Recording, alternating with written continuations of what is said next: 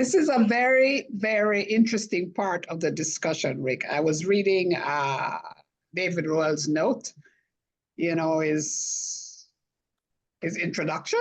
Yes. Very good. I want to hear what we have to say, because when you have doubt, and this is one of the areas in my life, when you have doubt about religion, is the differences between the representation of God, between the Old Testament and the New Testament, and the dictates that people follow. Yes. And I was listening to a sermon the other day about Charlie Kirk and his philosophy. And the preacher made the point, are you going to be biblical or are you going to be Christ-like? That's the choice you have to make. And it has to be a combination of the two. I'm not saying I'm agreeing or disagree. I thought that was just a very interesting approach. And that represents the difference, the different portrayal of God in the Old Testament and the New Testament. And the Christian belief, that's why the Messiah had to come. He had to help with the interpretation of the laws. At least that's the way I understand it. There are a remarkable number of ways of constructing the relationship between the two books. And yes. Over the last 2,000 years, I suppose just about every possible construction has been proposed by somebody. And you see the difference even between Mark and Matthew, where Mark argues that Jesus is here with the new law, right? It's the new law. And it's really focused on the new message. And Matthew's like, no, you have to follow all of the old law. You have to be a Jew to be a Christian. And then Luke comes along and tries to make the two kiss and make up and reconcile them into a single integrated Christianity. So I guess that means there's at least three. Well, and then you've got John, and John's totally different from the other three. So I guess you could say there's a reason why there's four gospels. There are four completely different takes on the relationship between the law in the Old Testament and the law in the New Testament. And one might argue Paul has a different take, so maybe that's five. Come to think of it. Well, the curious thing is the synoptic gospels were very different from John. Yes. Yes, John is very, very different from the other three, no question. Well, it's what makes the comparison of the first three gospels very interesting, is because they do have that synoptic quality. John is very hard to compare to the other three because he's off in his own thing. I have people that come to my group who believe the Bible is inerrant. The Bible, there is no error in any of the biblical documents. They're all perfect. Which is a problem, because that means, according to one of the Gospels, Jesus did come to overturn the old law and replace it with the new law. And according to the other one, he absolutely did not overturn the old law, and that's absolutely wrong to think. So he both did and did not. And that's the inerrant interpretation. Well, we would have to accept the proposition that Jesus said at some point, "Thou shalt write everything down, and the word shall be perfect." Yes. And see, I could believe a lot. I mean, these friends believe in Noah's Ark, and the earth is only 6,000 years old. But I cannot believe that these documents are inerrant. They're created by man. Maybe they reflect some sort of truth. But, yeah. Go ahead. We don't live in a world with perfect documents always. Unless they're mathematical formula, and then there were some that weren't even too sure about that. Yes. Well, and my wife, who's in theology school right now, just leaned over to say, and let us not forget that the definition of the word inerrant, there are multiple different definitions adopted by different schools of theology. So it's not just it either is or it isn't, but also what does inerrant mean? So this whole area, we'll dig into it later.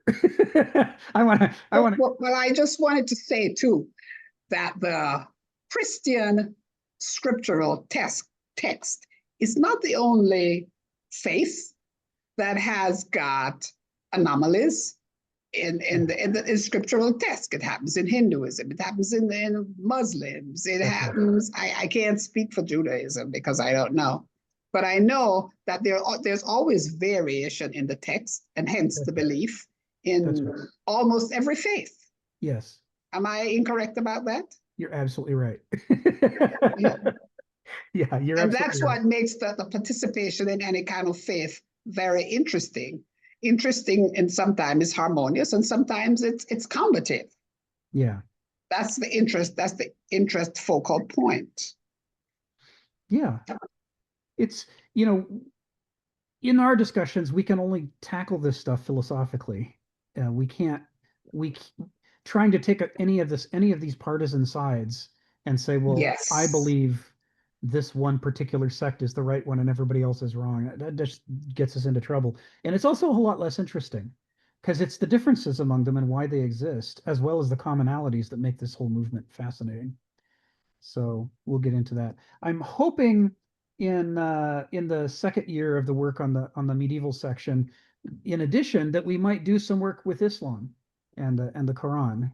You know, I remember when we first started this, remember I said I didn't want to restrict the medieval period to just this one place in Europe when we've got Judaism, we've got Islam, we've got there's definitely a recognizable feudal China, you know, where they're talking about you know, the mandate of heaven, you know, as for emperors, and it's very analogous to the divine right of kings, you know, and they do some similar things about trying to yeah, Phineas, feel free to rejoin. They do some similar things with regard to trying to reconcile their ancient philosophy and weave it together into a new medieval framework. And we see that we have medievalism in Japan, for sure. Now, where I start to get out of my depth is I don't know the history of India as well as some of the others. And I've only done one course on African history, although that suggests that there is a medieval period in Africa as well that we might dig into. But uh, but yeah, I think year one is getting us this far through through Kenneth's text, and year two we'll continue with the text, but start introducing our saints of the week and branching out into into other disciplines. So for those following along on the recording, welcome. It's week 162 of the Kenneth Smith Seminar, Millennia and Microcosm. We're in year two of medieval civilization, a 2-year arc within this period. There are 3 main arcs.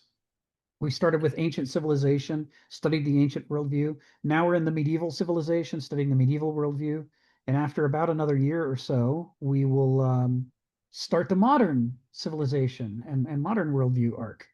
And the purpose of all this is to get us from always looking at the world from exclusively the modern worldview, which is our default position. We want to get to where we can modulate between that and the ancient worldview and the medieval worldview. And more importantly, having gone through this practice, we can then go out into the rest of our lives looking for other radically alien worldviews that we can study and try to figure out what makes them tick, how are they different, and then how can we learn to use those perspectives when they're useful. So we are in chapter 8 of this book, and we are in paragraph 6 and 7. We ended last week on paragraph 5, and we got through it nicely and didn't really have any questions about it. So I guess we will dive, unless somebody wants to bring any up, but otherwise we'll dive into paragraph 6. And as usual, I start with David Royal's summary. He says, unlike the Greek gods who acted within nature and could even blur into heroic human forms, the Christian God became utterly remote, an infinite being with no peers, whose will might be read in anything from plagues to profit losses. This radical moralization of divine signs and purposes widened the gulf between humanity and divinity, redefining religion in terms of abstraction and absolute power.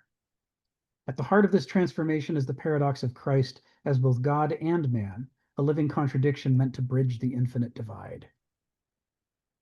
As usual, thanks to David for writing up that summary. It took me years to notice that you had been doing this work, David. You were writing these little summaries and adjusting them every week in terms of where we are in the text and what we're about to talk about. My apologies for being slow on the uptake, but they're very nice.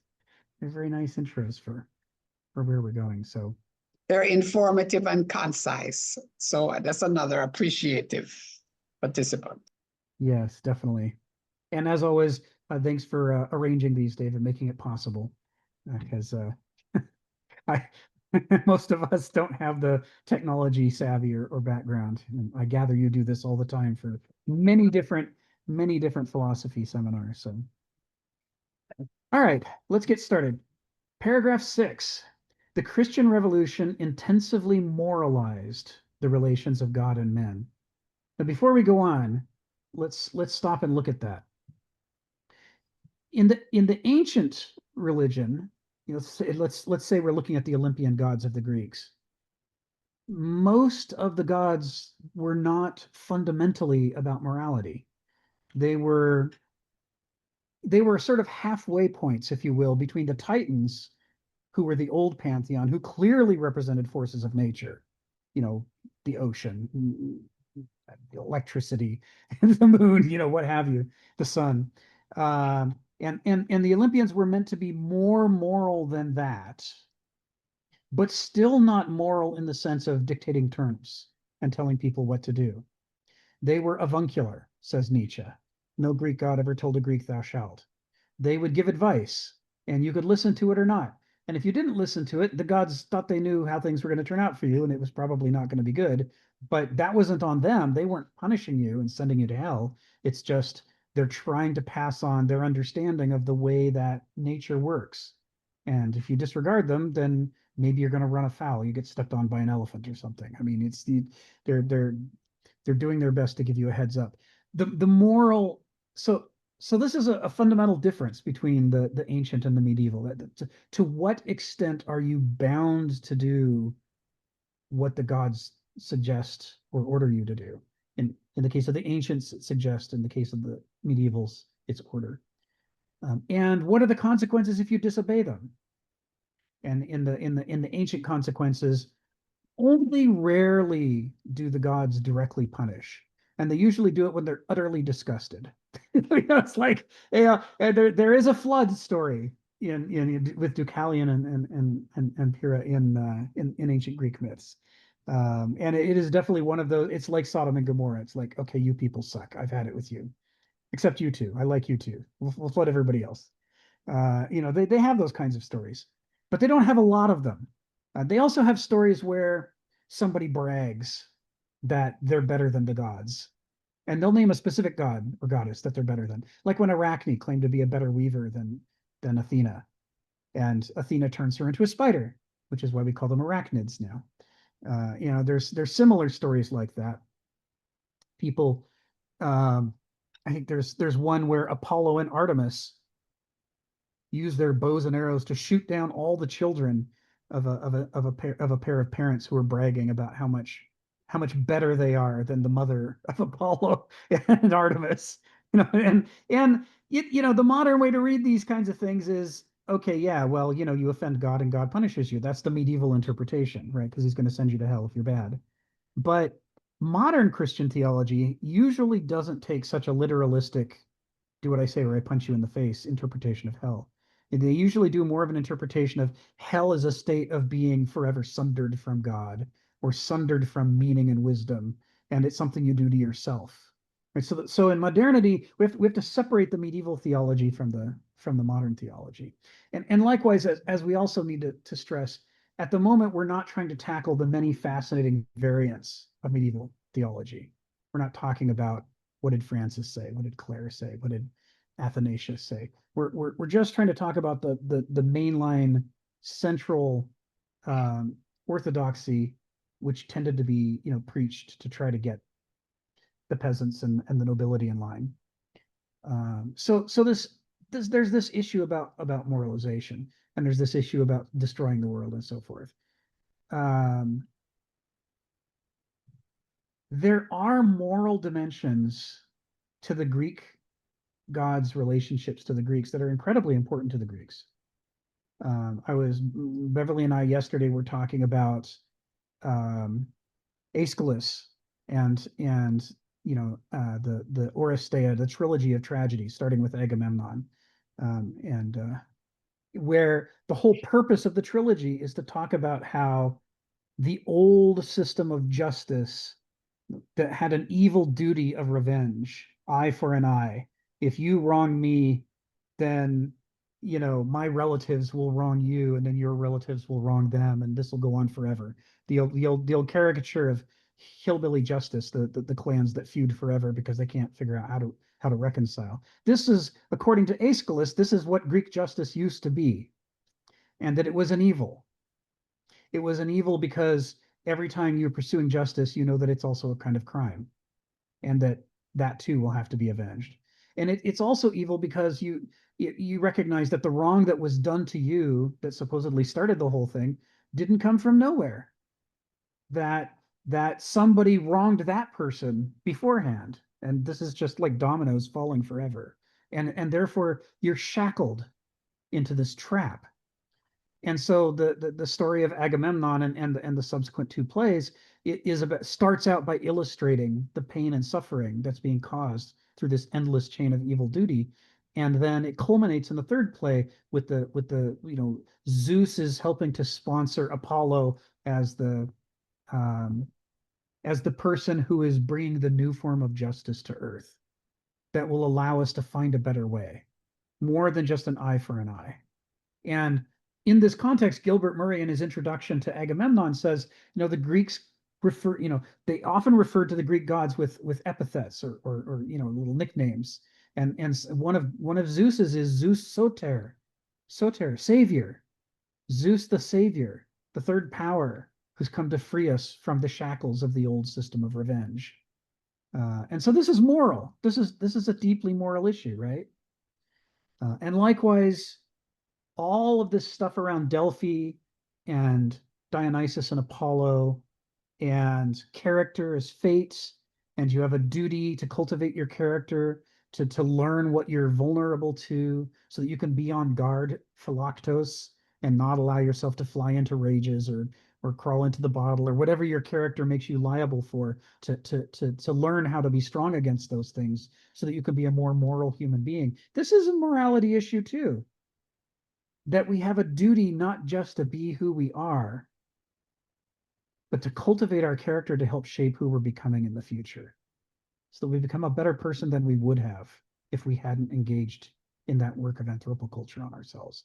This is the kind he's talked about this in the chapters before. This is the kind of morality that the Greeks had up until this point, relating to their divinities. But it's utterly different than the kind of moralizing that's going to happen in the medieval period.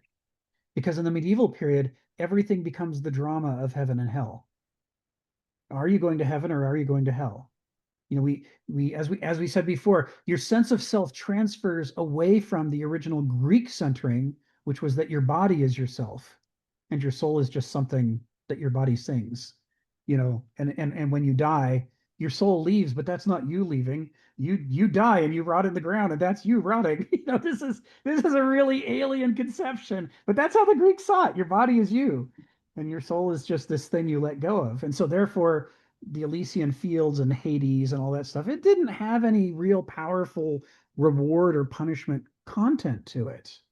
Hades was not hell, and the Elysian fields were not heaven. None of that was true. But in the medieval context, your sense of identity has been moved out of your body, which is now just treated like a discarded insect shell. And your sense of self is now centered in your soul. And so where your soul goes, and it lives forever, whereas you just live for a little while, this is the whole story. The whole doesn't your death more or less doesn't matter. What really matters is, are you going to heaven or are you going to hell? Have you done the sorts of things you need to do to go to heaven, or have you failed in those things and now you're going to go to hell? And this theology is being developed over this 1,000-year period. It's being changed and modified over time. But this is one of the reasons why it fundamentally becomes a hyper moralizing religion, because the stakes on your behavior are now immense. As Nietzsche points out, it's a massive change. The Greeks thought it was perfectly reasonable if in battle you just slaughter the hell out of people. That's war, right? That's what happens in war. Kill, kill, kill, chop, chop, chop. Woohoo! I'm the winner. Nietzsche says moderns have a hard time understanding how much the Greeks really liked doing that. They were into it. When I say they never practiced religious genocide, I don't mean they didn't kill people. They love to kill people. They were just totally down for it. But in the medieval period, everything you do fits somewhere into this moral framework. Is it a virtue or is it a vice? If you're not sure, you probably better check with your clergy. You really don't want to get this wrong, since the consequences, are infinite. They're eternal. They go on forever. It just it turns the moral question up to 11, to quote Spinal Tap. And that's what he's talking about here. Stephen, what's on your mind? I was just going to say, I get the impression, looking where the Christians moved into new areas where they were converting people, that seems to have been a big issue. These cultures they converted would have that sort of long-term vengeance issue, like the feuds between the Hatfields and the McCoys. But for the Christian doctrine, well, you could have a something which is current, and that might have a reason for it. But when you have issues which are purely ancient, which are being enacted simply because a tradition, we've been the traditional enemies. This question of time, it seems to be with Christianity, that's right out. That's over and done with. That's finished. And the curious thing, of course, in the present world, there is a move towards this indifference to time. If somebody wrongs you 1,000 years ago, that's now an issue again. And I notice in the left, well, you even see it in Marx, as the idea of justice and how they feel aggrieved and how they feel the world is unjust. But the sense is really vengeance. I always got the feeling with Marx that somehow he was never happy with the fact that he ended up on the bottom. There's something wrong with the world when I end up on the bottom. The world's gone the wrong way. Let's just throw the dice board over and have another throw of the dice. And if I end up on top, then we know the world is right. But I can't end up on the bottom. It can't be me. It can't be me that suffers outrageous fortune. Only the other. Thank you. Thank you, Stephen. I think with Marxism, you have to be careful to distinguish between Marx and Marxists, because frequently Marx says something very different than what subsequent Marxists say. So Marx definitely doesn't put himself on the very bottom, because he identifies, he spends a lot of time talking about the plight of the working class, and not in abstract terms. It's one of the more interesting parts of Marx to read today, is reading him as a historical document describing 19th century working conditions. And he talks a lot about what are conditions like in a factory, what are they like in the field, blah, blah, blah. And he writes from the perspective that those people have it much worse off than he does. He sees himself as sort of a middle-class intellectual. And he may not have a lot of money, but at least he's not in a coal mine coughing his lungs out. And he writes about the people who are coughing their lungs out in the coal mine as, these are the people that we have to serve. That said, there's a lot about your characterization that's spot on when it comes to a certain number of revolutions that have happened in Marx's name in the century since then. So it's not that you're off on this. I think you just need to aim it a little more carefully.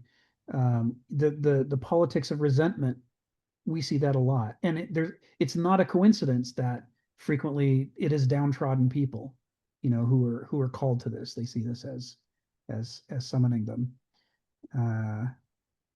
But yeah, who's up and who's down? and what does that mean for the world? That's certainly a theme we see in the medieval period, talking about how Christians have suffered.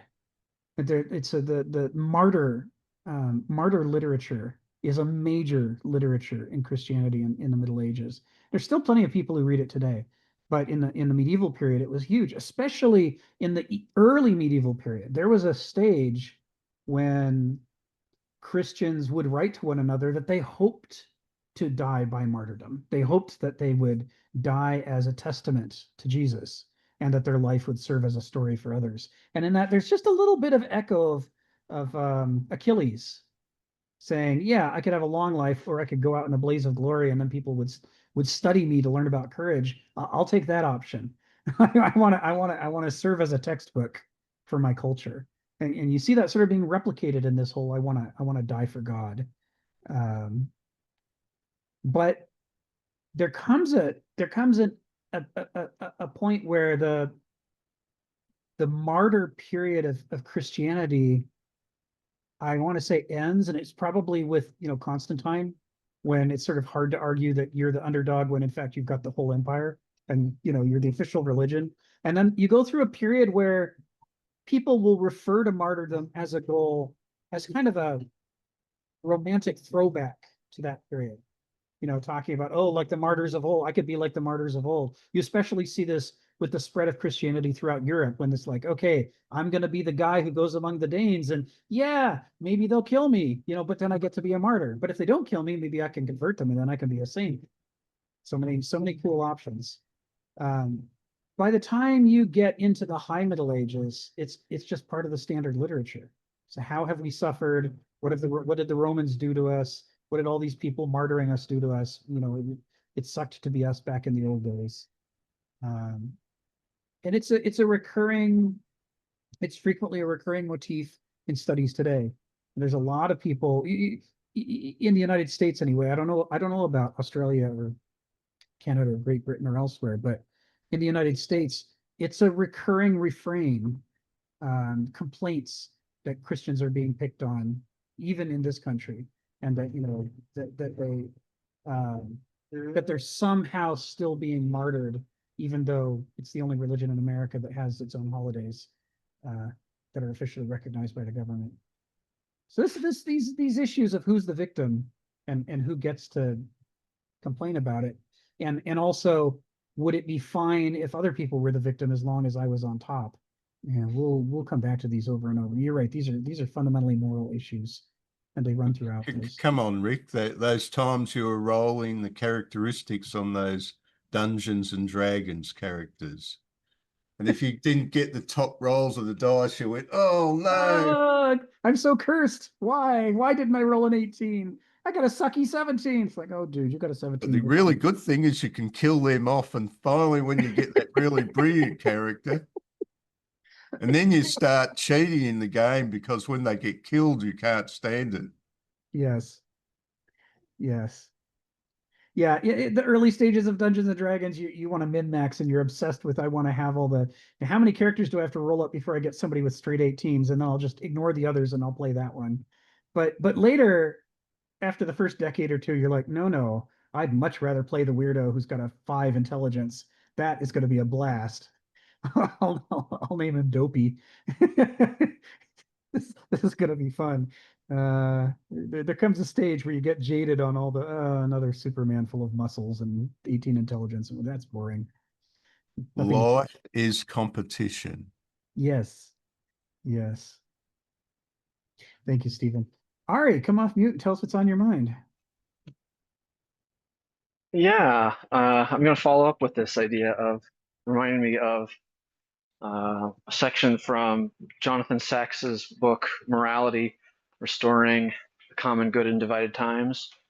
He has essentially this argument of how morality is the science or mechanisms of how we go from an I to a we, and essentially that this is like what was really good about how the West overtook China in the last several hundred years, that we had cultivated a strong I and we sort of dialectic, and that in the recent years what's really happening is this hyper individuation, from technology, a bunch of other things. He calls it cultural climate change, But one of the parts that he talks about as the not necessarily the causes, but one of the downstream effects of being hyper individuated is this idea of in politics, in order to get yourself seemingly validated, is this love of the underdog that we've sort of attributed, and that if you can build a narrative around an underdog, you're always going to have the moral high ground. And essentially, he calls this probably a lot of other people, but essentially it's this culture of competitive victimhood.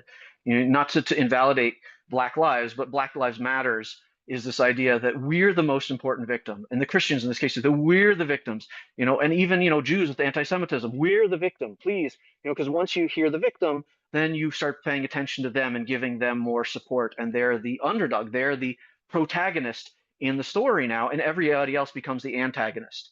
And again, it's this us versus them hyper tribalistic sort of de-evolution that he describes. But something that I feel like, which you're really speaking to here, is this competitive victimhood. It's literally what Stephen said: life is competition, and victims seem to be the people that we also, a victim is someone who doesn't take responsibility for their own situation. The woe is me, right? So there's this idea that I can be, the world is happening to me. I'm passive. Please pay attention to me. Give me charity. Me. And so it's a very interesting framing of one who has a lesser situation, rather than like finding a way to actively participate in cultivating change, maybe some through a dialectic or active sacrifice.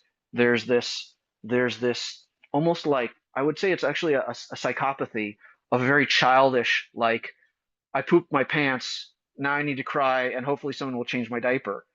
And it's a very much of a return to a childish psychopathy, which again is the definition of this for me is when one part of the brain acts like a terrified tyrant, and shuts down the rest of the brain. And almost I feel like this is what a competitive victim is trying to do in society. They're trying to be the loudest voice, to scream, everybody pay attention to me. I'm the most important victim, and then I'm a terrified tyrant. So I'll end with that. Thank you, Ari. There's two interesting examples about this, and one is that this is the take that the United States almost always does. So, ever since Pearl Harbor, where the Japanese attacked us and we're the victims and now we have to fight back, it's become the refrain that we use over and over, even when we're the aggressor. And, we're fighting against somebody who's a tenth our size. We still always, all the political speeches are like, oh, that the forces of terrorism are after us, or oh, it's global communism and the domino effect are after us. They're always after us. We never say what the Athenians said to the Spartans, which is, yeah, we're the bad guys. We're here to kick your ass because we're stronger and you can't stop us. The Greeks would just say it.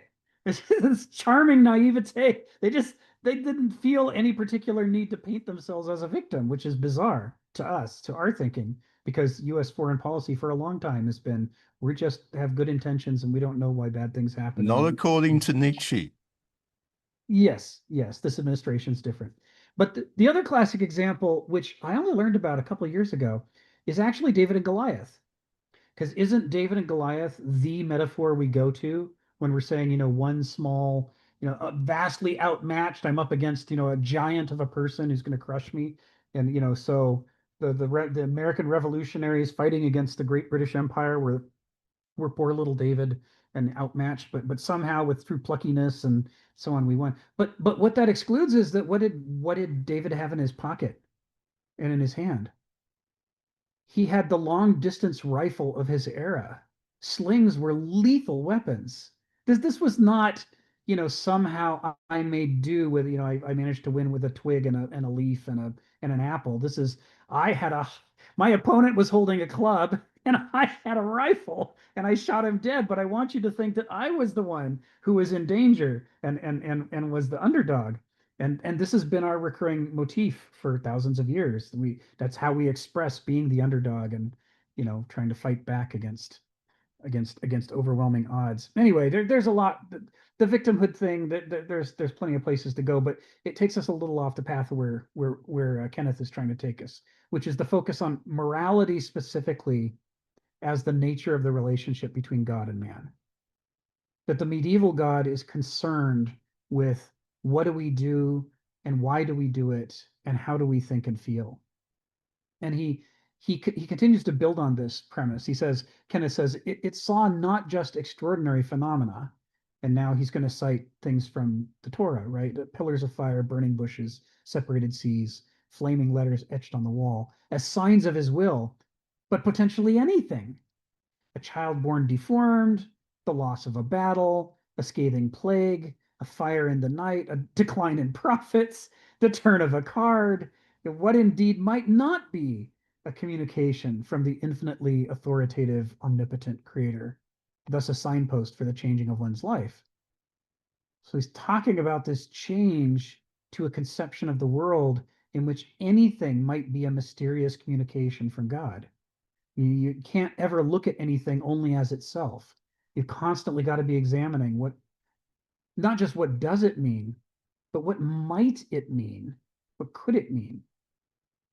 And we see this throughout medieval history. I mean, there's a relentless parade of moments in medieval history that turn on somebody's interpretation of what's happening around them.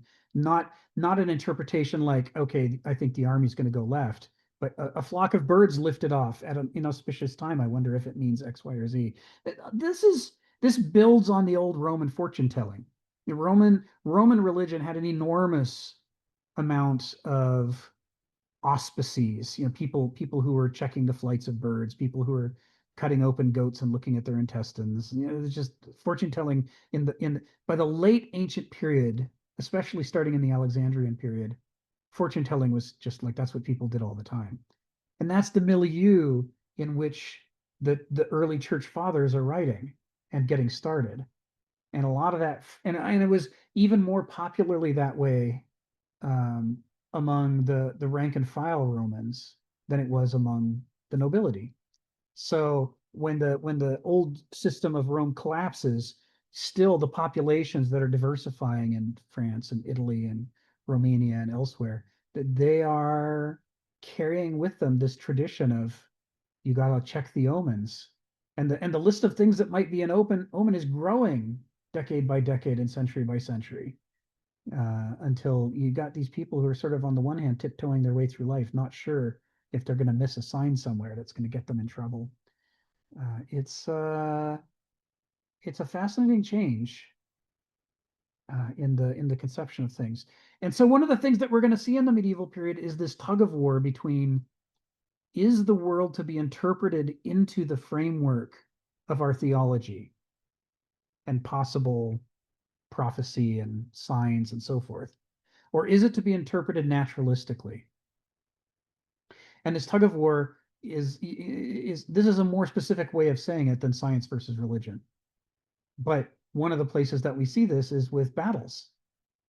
If they fight against Vikings or Muslims who are not reading everything as a possible sign, oh my God, we all have to go home now because that bird took flight, or oh, we have to surrender because of X. If the people they're fighting against are strictly looking at the strategies and tactics, they're going to be more successful against the medieval Christians on the battlefield. And so there becomes this process of natural selection where different generals are winning more the more that they focus on naturalistic interpretations of the battlefield. And they're winning less the more that they're resorting to signs and prophecies and what is God's will here. And so you get this struggle that, by the end of the medieval period is going to culminate in science breaking away from religion. The Galileo, Copernicus, all of these things this is the natural consequence of this same tug of war tension that's going on. So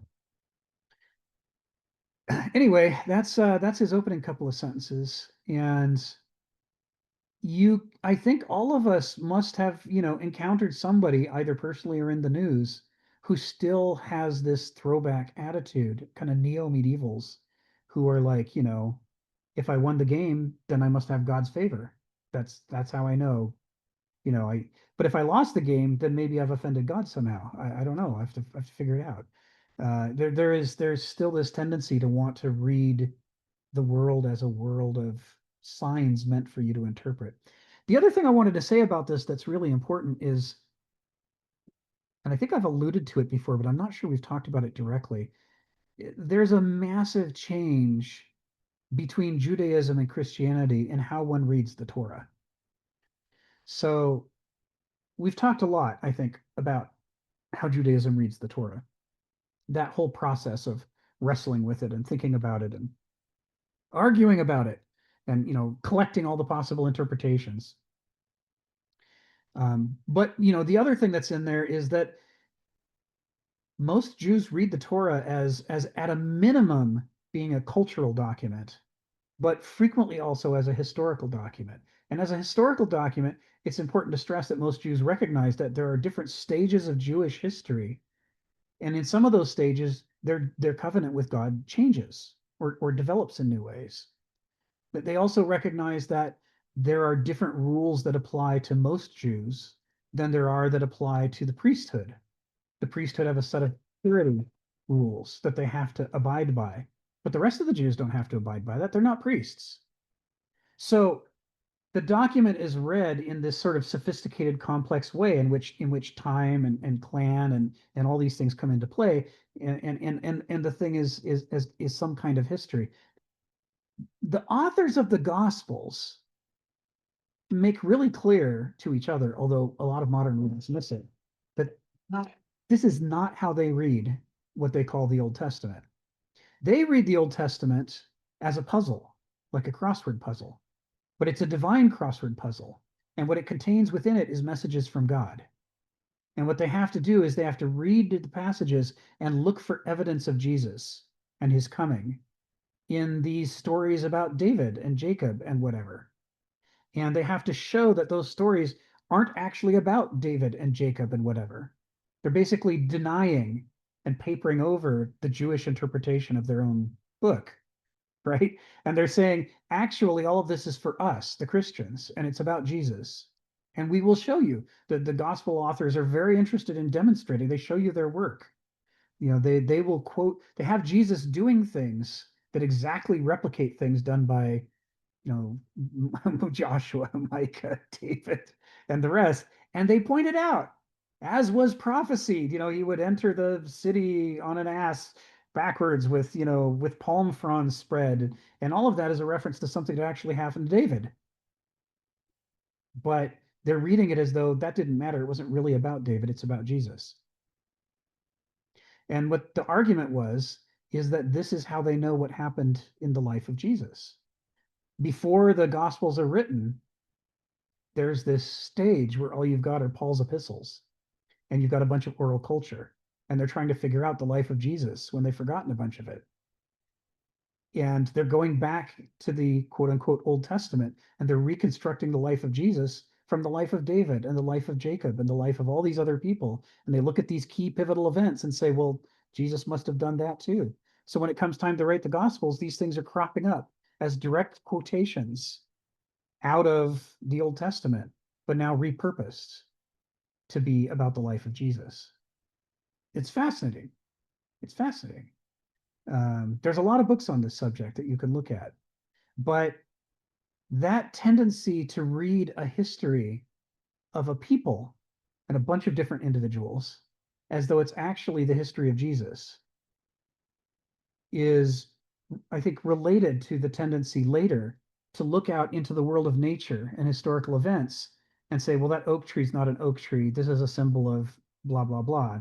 Those birds taking flight are not birds taking flight. This is a symbol that, we shouldn't fight this battle today. Or that calf being born wrong is a symbol that somebody has displeased God. I mean, there's an enormous amount of interpretation that's being placed on reality rather than taking it as it is. And this is what Kenneth's alluding to here. He's saying, once you get started, if you believe that God won't tell you what's on his mind, that he's got a hint to you through signs, once you fully accept that, then that abyss goes all the way down. I mean, anything, literally anything, could be a sign. And you can see that he's trying to draw a line here between Judaism and Christianity. He's saying, Judaism, a big pillar of fire appears. It's sort of hard to interpret that as something that just happens. Oh, it's just a pillar of fire. It's like you could see why a Jew would look at that and go, my God, I think God's trying to tell us something. Never seen a pillar of fire before, never going to see a pillar of fire again. This has got to be a sign, right? But by the time you get to, a child was born deformed, therefore God wants me to do X. You're now at the level of things that happen frequently, all the time, and you're trying to puzzle out God's intent for your life from that. It's one of those examples of a principle described in science where quantitative changes at first things are pretty similar to each other. They're just off by scale a little bit.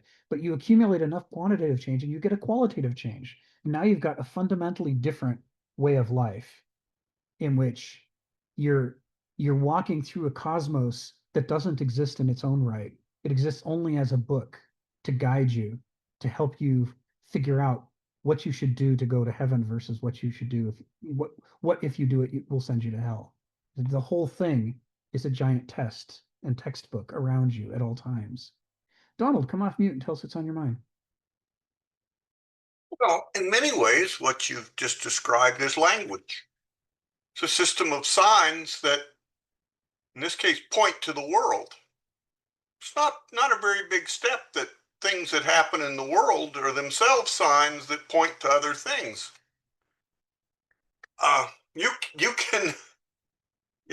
can feel free to enlighten me on where this process stops and doesn't continue to just ridiculousness. But this is a whole idea, and all this stuff from Stephen on this moral judo of using the strength of your opponent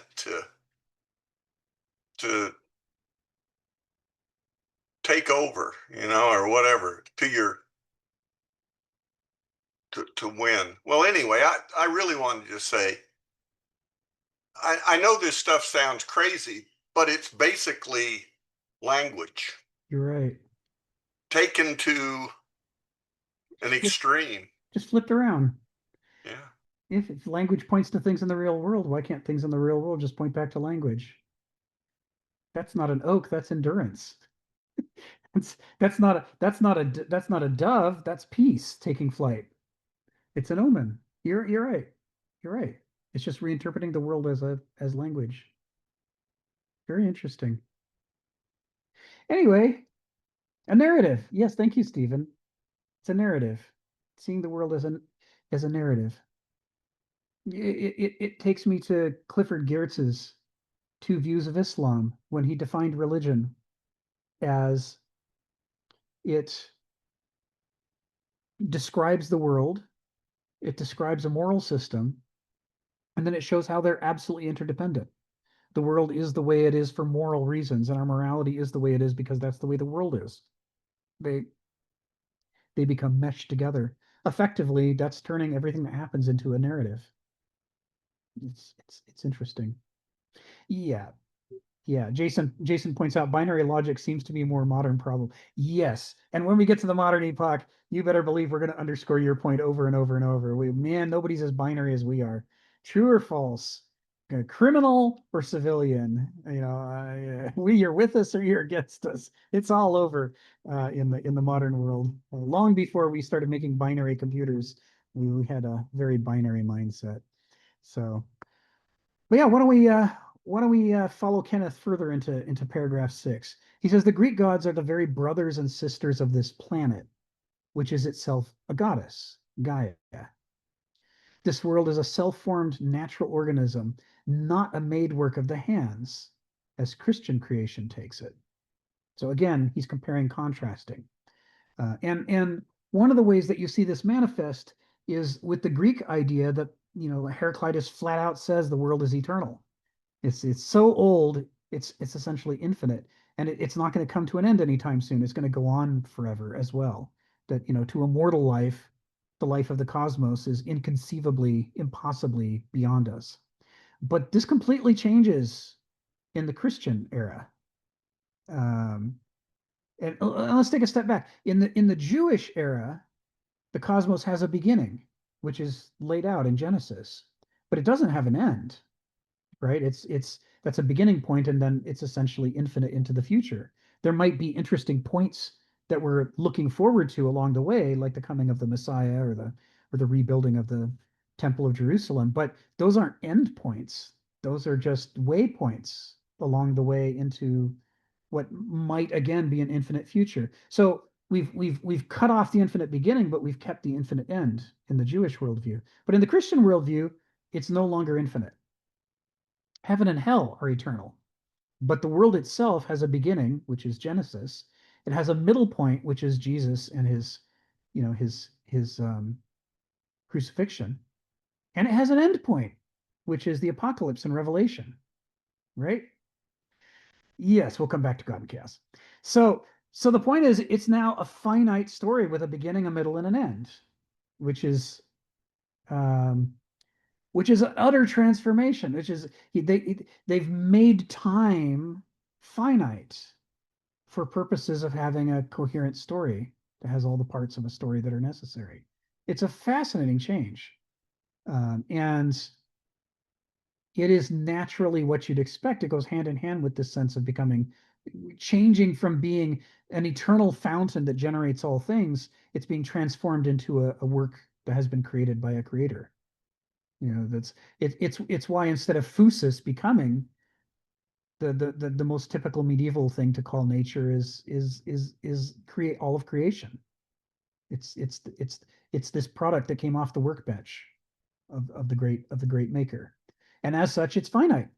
And since it's finite, it can't be a source of infinite meaning the way it was to the ancients. But God remains infinite, and heaven and hell remain eternal. And so therefore, those become the new framework for meaning, and the world just becomes this detail along the way. It's a huge change. It's a huge change. And in this, likewise, it underscores this difference that we talk about a lot between, is meaning immanent in nature the way it is to the ancients, where nature is the source of meaning, or is it transcendent over nature as it is in the medieval worldview, where in theory nature is not the source of meaning at all. God is the source of meaning, and that God is the only source of meaning, and that he gives us meaning through grace, and he gives nature meaning through the act of creation and his choice to do it. But that's the only meaning it has, is that it's secondary and derivative from the original source. He continues, Greeks see nature as imbued everywhere with its own autonomous purposes. Yeah, that's what I just said. Yes, I'm anticipating his writing there. But the created or made world of Christianity serves God's purposes, ultimately. Right? It's a means to an end. It's not an end unto itself. So these sentences, he's just specifically reinforcing what he's talked about before about the massive transformation in the sources of meaning. Nature has been utterly dethroned, and now we definitely are God on top, and then man, to whom he gives the gift of grace and offers us the possibility of salvation, and then under that is nature, which exists only as a creation, but possibly as a textbook full of, as Donald says, full of language waiting for us to read it there, if we just learn how to see correctly. This is really interesting stuff Ken is doing here, and he's summarizing, I don't know, 2,500 years, 1,000 years of medievalism, maybe 1,500 years of the ancient world, and just putting them right together for comparison and contrast. Let's continue. Sentences 5 through 7 says, God steers all things down to the minutest detail. He doesn't just dabble as the Greek gods did in token epiphanies. Ooh, I like token epiphanies. There, have a little epiphany, whatever.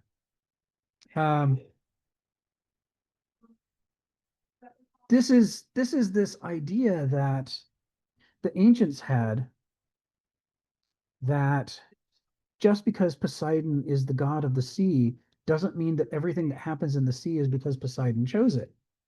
He's not the creator of the ocean. He's the expression and anthropomorphization of the ocean. And so the ocean does what it does because it has a nature, an ethos, a character. And that character generates the behavior of the ocean on its own, right? The ocean's behavior is self-generating, and they analogize this to any other organism, including a human being. Just like Geneva generates her own behavior, it comes from within her, from her character. In the same way, the ocean generates its own. It doesn't need an outside force to operate you like a puppet to make you do things. Your character makes you do things. It comes from within. And so this conception of nature as its own self-sufficient source is a very ancient conception. But the medieval conception is exactly the opposite, because now all meaning and therefore all autonomy and authority has been stripped from nature in this medieval conception. So in the medieval conception, not a single thing happens anywhere without God's permission and will. If a tree falls in the forest, it's because God wanted it down. If your child gets hit by a car, it's part of God's plan. Everything is part of God. It's all God's plan. If you get cancer, God wanted you to have cancer. This is the inevitable consequence of saying he's the only source of meaning. He's all-knowing, he's all-powerful, he's everywhere, and he's all good. All the things that happen, even the evil things, they're all part of the plan. And that means even the evil things must somehow be good, because God's all good. His plan can't be evil. This is the theology, right? The medieval theology and the difficulties that it has. But what Kenneth's pointing us at the moment is this conception that there are no laws of nature. If there were laws of nature, those would constrain God. And the medieval God can't be constrained. So there can't be any laws of nature. Things happen the way they do because that's how God wants them to happen, moment by moment, instant by instant, in every place in the universe. And you're going to see echoes of this later on, like with some of the early pilgrim preachers like Jonathan Edwards, sinners in the hands of an angry God. Like at any moment, God could release the thread and you could drop into hell. The only reason you're alive is because God has chosen to keep you alive for one more second. And you better hope you don't piss him off, says Jonathan Edwards. Yeah, causation, says Stephen. This is what Kenneth is getting us at. What causes things to happen? And in the ancient world, it's basically, even before the invention of science, it's basically a scientific conception that there is a web of causality, the fates, the moirai, and they're driven by necessity. Things happen because they have to happen that way, because they're lawful, because that is the character and how it unfolds. But in the medieval world, nature can't have a character. If it had a character, that would be a leash on God. And God can't have a leash. So therefore, nature has no character. Jesus and predestination. I'll come back to that in a moment. That's a very interesting question. So actually, this is really after we finish paragraph 6, why don't we do the predestination thing? Because it flows right beautifully out of this. To what extent do we have free will? To what extent are things predetermined? Donald, come off mute. Tell us what's on your mind. Well, you're saying that clearly kataphusei, the Greek, the Greeks had two categories, kataphusei, katanomos, according to convention or whatever. So kataphusei is clearly gone for Christians, but I suspect that katanomos, convention, that men at some level can organize their own affairs, is gone too. That the two sources of order in antiquity both get wiped out, and so things that we think of, I would think of maybe as being morally irrelevant, like which side of the road do we drive on, or why does red mean stop and green mean, these are things that we just arrange for ourselves for our own convenience, and they have no moral meaning attached to them at all, end up under a thoroughgoing Christianity as having some moral significance. These things aren't beneath God's vision that sort of, well, you guys can just do what you want in this area. No, you never get to do what you want. So maybe if you confirm that a bit, it's clear Catapuce's out, but are we left this other realm where we can act amorally, because there's no moral significance to our actions?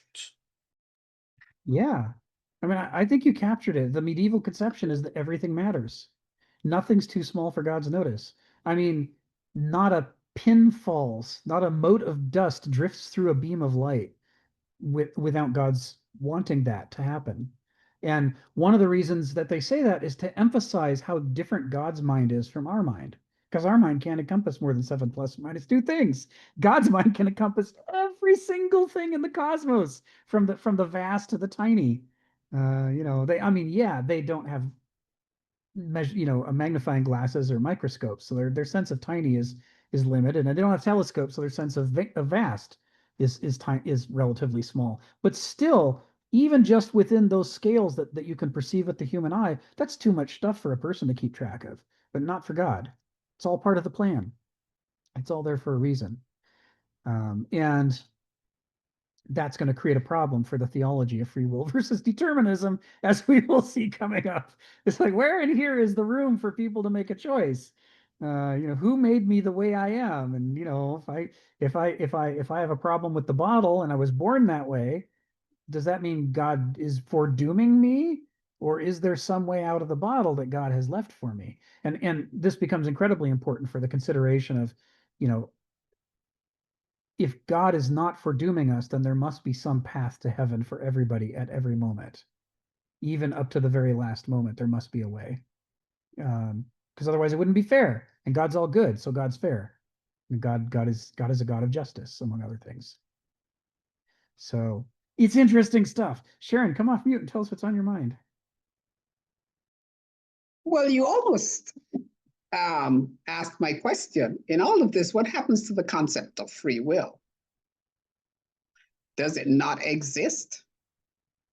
And I can't think of the book in the Bible now when God says, "For I know the plans I have for you, plans to prosper you, not to harm you, plans to give you a hope and a future. And if you seek me with all your heart, I will bless you." That sounds very determining. So I am asking, what happened to the concept of free will in all of this? Okay, let's turn to that then, and that's along the lines of the question Jason was asking too. So let's dive into that. And the issue is, there has to be free will, because otherwise every single person who ends up in hell, that's a crime committed by God. If we had no choice, if we were unable to go to heaven, and God instead gives us an eternity of torture as a result, then God can't be all good. And they need God to be all good. So they introduced this concept of free will, and the basis for free will is the concept of grace. We are not gods, but God makes us in his image. And the critical part of his image that he makes us in is that we have this gift of grace. We have this capacity to choose between right and wrong, good and evil. We always have the capacity to hear the still small voice inside us. It's never fully drowned out. So that means that we, at any moment in our lives, could choose to do other than we do. And if we choose the road that leads to hell, and we never take the infinite number of, let's say it's a finite number of options up to the very last moment that are available to us to turn away from it, that's not on God, that's on us. And that the reason for this is that without free will, the whole exercise is meaningless. So God gave us free will so that this would be a meaningful life, and it would be a meaningful choice that we're making. So that in order to keep him all knowing, he knows what we're going to choose. Ooh. but it's not him choosing for us, nor is it him making us in such a way that we're forced to choose that. He just happens to have read the end of the book already. But may I? Yeah, please. Here's where it gets confusing. So God tells Abraham to go kill Isaac. That's telling him to go murder his son. That's a crime. Yes. I mean, in our words, that's a crime. He's asking him to kill him. I mean, as a sacrifice. Yes. What choice did he have? Well, that's the argument that's being made by Christian interpretation of the story of Abraham, is that all the way through that, Abraham still had a choice. He could do it either way. God knows which choice he's going to make, but he's not forcing him to make either choice. It's still the faculty of grace and free will within Abraham that's leading him to make the choice that he does. And the only reason that God knows how it comes out is not because he's forcing him, but because he read the end of the book. Well, another thing, I get particularly confused about God's determination and the concept of free will. Because if you remember when God was telling Moses to go lead the children out of Israel, Egypt, he says, I can't do that. I don't speak well. He says, I don't know where you are. And he says, well, drop that rod. And the rod turns into a snake. And he says, I need to see you. And then he does another thing. Yes. You see where I'm going with this? Yes. He didn't want to do it. And God had predetermined that this is what he wanted him to do. And so when Moses put up some resistance, he gave him the evidence. Yes. Yes. And the suggestion is that that's part of how God is relating to us as mortals, is not by playing us like puppets, but by offering us learning opportunities. Yes. That's where I was going with that. Yeah, that's what I hear you saying. And that's so that fierce determination, do as I say, is open to modification. Yes or no? Yeah. It's like Ari was saying last week, that it is that Jewish tradition of you wrestle with God, you argue with God, you debate with God, you're trying to understand. You don't just obey in lockstep all the time. You are trying to grow as a person. You're trying to improve your theology. Because if you don't grow your theology, then you're going to spend the rest of your life demanding that God give you the answers and tell you what to do all the time. God wants you to grow up. And so, you got to, as with experiments in a chemistry lab or in nature, you've got to mess with it and figure it out. You've got to explore the boundaries and learn what's possible. And then this is one of the ways in which these issues are so fraught with theological peril, depending on, do you have a heaven and hell? The Jews don't, the Christians do. How does that change the story of Moses? If there's no heaven and hell, then Moses arguing with God means one thing. But if there is a heaven and hell and you are expected to obey God and do the right thing, then Moses arguing with God means something else, potentially. The questions that you have, that's the prism on which the Christian ray of white light fragments into 1,000 different sects. How do they interpret these relationships? John Calvin has a completely different interpretation, as we'll see when we get to the modern epoch, than the medieval one, right? And Luther's different still, and the Quakers are different. That they're all dividing on these loaded questions right at the heart of the relationship between God and man. And part of it's because there are paradoxes here. I mean, when you take meaning out of nature and out of man and put it exclusively in God, you create some theological problems.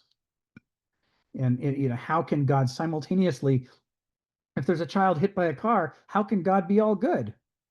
And the way people answer this question helps define which sect of Christianity they join, if you will, if that makes sense. So what I'm trying to figure out in my mind here now, the relationship that the ancients had with nature and the medievals had with their God is totally opposite, totally flipped on its head. Totally flipped. Yeah. Totally flipped. I mean, it's like Ari was saying, I think about a month ago, right? That the Jewish conception of God is, yeah, there's only one God, but we're not saying he's all powerful, all knowing, and responsible for all things. The moment you infinitize God, the math problem of morality becomes very difficult. It's like, what happens when you divide by 0 in math? Well, you have a problem. The official definition is you just made a mistake. This is an error now. Math's answer is don't do that. But you can't stop a 2-year-old from asking you, why did this happen? Why did God do that? And you better come up with an answer. It's one thing if the adults are asking you complex questions about morality, but if you can't answer the most basic questions, you have a problem. And so it's one of the things that we learn after thousands of years of quote unquote Western civilization, looking at these different approaches to God and man and nature. We see that once God becomes infinitized, just an explosion of theological problems cascades out of that Correct. vision. In so many ways, the Jewish God is like the Christian God the Father. Certainly Christians believe they're reading the same book, and that it's describing the same God, even if but their interpretations are so different. And the consequence is there's an enormous number of theological difficulties in Christianity that are missing. Judaism doesn't have those problems. It's like, well, we didn't say he knows everything and can do everything, so we don't have the problem. Why do bad things happen? Because bad things happen. That's how the world works. God's not responsible for every last thing. If somebody hits your kid with a car, that's not God's fault. That was the fault of the driver, and maybe the kid ran out in front. But trying to have a single source of meaning that is responsible for everything that happens just ends you up with these paradoxes and these difficulties. In the early days of my career, when I did a lot of obstetrics, and you would see these gruesome malformations, a kid born with one head, no brain, guts outside. Yes. Totally surprising for Yes. what was perceived as a normal pregnancy. And you would see the suffering, the child probably wouldn't survive, but you would see the suffering. And I used to ask myself, is this a God of love? And is this a God of well-being? And is this a God of grace? Because what resulted from that was just tremendous human suffering. That's right. That's right. And as a young person, those were questions for which I had no answers first. Yeah. So it's just all very interesting to see the evolution of this theology. Yes. And we're going to see in the modern epoch, once the medieval church fragments into its many different sects, a lot of them address this problem head on. A lot of them say God's not responsible for everything that happens. They say God is a God of love, and he's, the things that happen, and God wants you to relate to each other through those crises in a loving way. Jesus wants you to take care of each other. You know what I mean? You see this a lot in modern sects where people are like, the earthquake is the earthquake. That's not God. But God is that you reach out to your neighbors and help them through the crisis, because that's what Jesus wants you to do. And Jason's talking about this in the chat, and the change from the old law to the new law, and I guess in this we sort of see again the Christian interpretation of the Old Testament, which is different from the way the Jews interpret their Torah, and then their interpretation of Jesus as bringing in the new law, which is love your God with all your heart and all your soul and all your mind, and then rule 2, love your neighbor as yourself, and that's the sum total of the new law.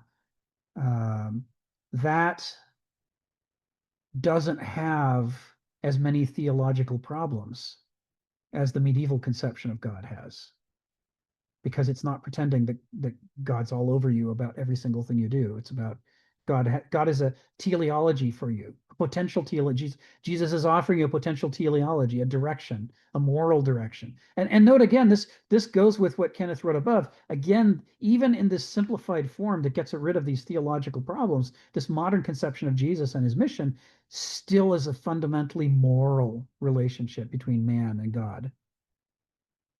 And in fact, that's how it's solved, after the break with the Catholic Church at the Reformation. That's how these sects solve these theological problems, is by discarding the attempt to explain everything that happens part of God, part of the medieval theology, and changing the focus to being love one another.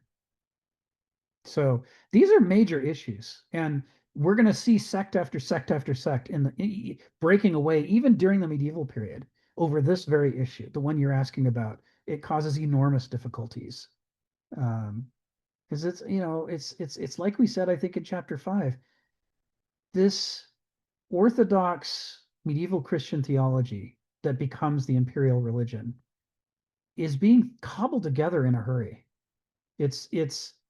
There are a lot of competing sects of Christianity in the early centuries, and they're trying to weld them all together into a common movement, and they can't violate the theological conception of any sect too much, or that sect will leave.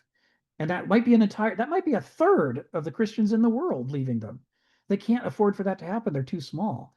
So the official theology that they're gonna pin their religious empire on is a result of compromise after compromise after compromise, made in a hurry for political reasons to weld these guys together. And then once it's written down, they're stuck with it, and they spend the next 1,000 years trying to figure out how to justify it. And it changes over that time and adjusts, but ultimately it's the problem of, if you've ever been I played Dungeons and Dragons since 76. It was funny that Stephen brought that up as an example. I've been playing it since I was a little boy, and when you're running there's a division of labor in the game. One person is the dungeon master. They're supposed to come up with the scenario and what the adventure is going to be, but they don't know what exactly is going to happen. And everybody else in the group is only responsible for one person. They're playing a character, and they write up their stats on the character, and what do they like, and how do they behave, and are they strong, or what have you. And so the whole thing is like improv theater, where the DM is constantly telling you, okay, well, the road enters a forest. There are big cobwebs in the trees. What do you do? And then the 3 or 4 people present they say what their character would do and what's supposed to happen. So the problem is, players are so unpredictable. They're going to think of things that you didn't think of as possibilities. And then instead of them following some nice script that you figured out, where you've mapped out what's going to happen if they go left, or what's going to happen if they go right, they instead dig a hole and they find a cave and they go down into it. And you're like, I don't know what privately, as the storyteller, you're thinking, I don't know what's in the cave. Is it scary? Is it good? I haven't figured any of this stuff out. And so you're having to make it up on the fly, but make it seem like you didn't. You're trying to make it smooth, a smooth storytelling experience for them. But in the meantime, you're scratching a little notes to yourself, because you're desperately afraid that when today's session is over and you come back next week, you're not going to remember what you said, because it isn't in the notes you prepared. It's just you're improving on the fly. You're trying to make it make sense with what you've done before, but you don't have the time to prepare this part that you had to prepare the other part. And what happens frequently, I mean, frequently, as a result of this, is that your story starts to have seams that show. Some of the things that you make up on the fly that seem like a good idea, on further reflection between the sessions, you realize this contradicts something that happened 4 weeks ago. But now you've actually said this is how it is. And so you got to say, can I think of a reason why it would be different now? Maybe somebody changed something, or maybe one or the other time you were hallucinating a little bit. I don't know. I got to come up with an explanation. You're trying to retcon, to smooth it out and make the story work. This is the theology of the official position, circa, I don't know, 400, 450, right? They've been whacking this thing together, trying to pull their community together, and now there are issues. And this is, infinitizing your God in 4 or 5 different ways means you were able to win all the debates against your pagan, heathen, priests. But now that's not the problem anymore. You beat them. You're the official religion. It's just you and the stuff you cobbled together in a hurry. And now you have to somehow make it hold together. And right on the seams where it fits together the least well, that's where 1,000 heresies spring out. Because you told them all it's a matter of eternal life or death. It's heaven or hell. They better get this stuff right. So they're going to be scrutinizing your theology more than you did when you invented it. You got an entire continent full of people all studying what you said. And you put that many people together, they're more creative. They're going to think of things you didn't think of. They're going to ask questions that didn't occur to you to ask. They're going to notice unintended consequences of your cobbled together theology. And that's what happens on the questions that Sharon is asking about. These questions of free will versus determinism, predestination, these are the hardest questions for medieval Christianity to face. And much of the schism that happens at the end of the medieval period is by spin-off groups that have solutions to it, but they're different solutions. Calvin is a different solution from Luther, was a different solution from et cetera, et cetera, et cetera. Stephen, come off mute and tell us what's on your mind.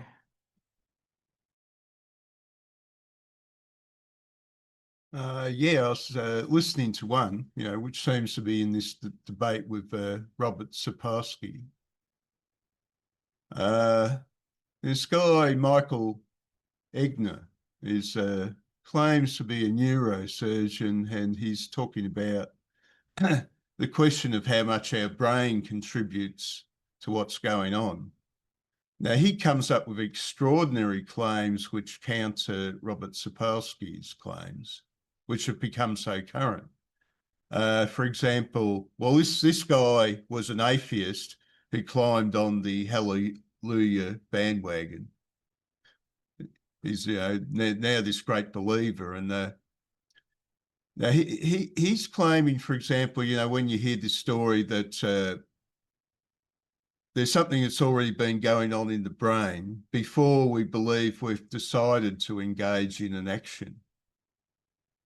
This is, the popular thing at the moment. Well, he's claiming there's other evidence to suggest that our power to veto the brain's suggestion or the brain's drive doesn't register.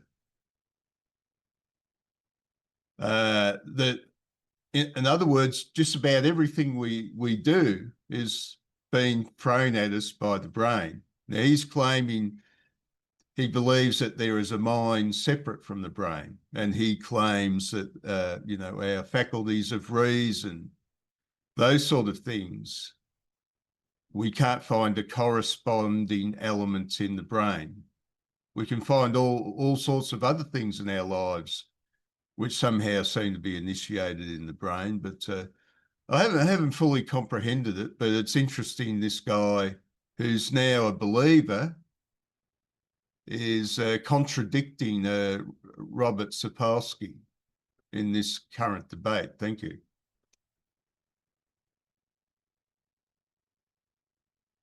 Yeah. Modern explanations of how the brain works, how free will and determinism work, are as different from the medieval conception as the ancient ideas about free will and determinism are different. Because remember, the ancient conception has to do with character. Character's fate, but you can change your character and then you change your fate. And the more you change your character over time, the more you change your fate. So there's this dialectic between free will and determinism in the ancient conception, and none of that is present in the medieval conception. I mean, all of these ideas, what is nature, what is character, etc., they've all been completely redefined for the medieval theology. And the same happens in the modern world. We, again, redefine all these things. Post-medievals, as you point out, Stephen, we kick God out of the throne and then attempt to work with what we have left to create a naturalistic explanation of things. So what we will find when we get to the modern, after we're fully armed with both the ancient and the medieval worldviews, what we're going to find when we come to the modern era is that the modern explanations have problems too. They have problems too. this guy Sapolsky, I haven't read any of his work yet. I put the link in there so I can follow up later. But everybody else I've read in the modern era who attempts to explain, how the mind works and do we have free will or determinism or both or neither or what the hell, they really struggle on these issues. You remove the whole realm of the spirit from our conception of the world, and it's not just somebody giving you orders that you've kicked out of the picture. You've also kicked out, as again, Stephen, you like to point out, you've kicked out the basis for a lot of our naturalistic explanations. They're sitting on this theological framework, whether we realize it or not. And when we rip the theological framework out, they start sagging like a house without a foundation. And it's part of why every year there's some new explanation attempting to make sense out of this stuff. The popular, for example, the popular conception of the mind that we had for a couple decades now is that the brain is a computer and that the neurons are circuits and that therefore memory must exist inside the neuron. But there is a countervailing theory that says that's ridiculous. The neurons are just the wires, and it's the synapses between the neurons where the memory is, because that's the place where you've got dozens or hundreds of different neurotransmitters operating. Whereas what's happening in a neuron is just a single on-off that's traveling the length from one end to the other. And that's just too simple to represent enough information. And so there's these tug of wars going on. They can't quite make sense of it. I can't come down anywhere on the Robert Sapolsky thing because I have to read in order to understand fully, the implications. But what I can say is that what people like Sapolsky are struggling with is the problem that you've pointed out many times, which is you rip the whole medieval framework out, you kick God out, and you can't be surprised when a bunch of other things. What is justice? What are human rights? What is our moral duty? Do we have free will or not? All of it starts sagging in the modern conception. And the hazard is the hazard that Kant identified, as Kenneth points out. The hazard is that you're going to end up with a reduced conception of a world that's just a mechanism in which nothing really matters, and you can treat people however you want because nothing really matters. And you pointed this out before. I see a lot of this was Nietzsche's big question in The Madman. Yes. Now I've developed a theory about Nietzsche, what was driving him. Shoot. And I think he had an extraordinary power to look into documents, historical documents, and read how at a particular time, a particular culture was influenced by a set of ideas and how over the centuries those ideas change. Now, anybody could think that, but I think what was particular in Nietzsche was an extraordinary sensitivity to this. Now, I mean, when he says things like, our institutions were filled with God. Now we've killed God. Our institutions are full of the rotting corpse of God. He creates this horrific image, and this corpse is rotting away.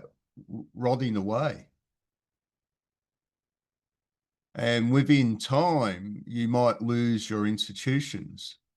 For example, currently it seems the Democrats and the Republicans have gone the way of the Roman Republic, and when they alternate in power, they're going to use the law as a weapon against their opponents.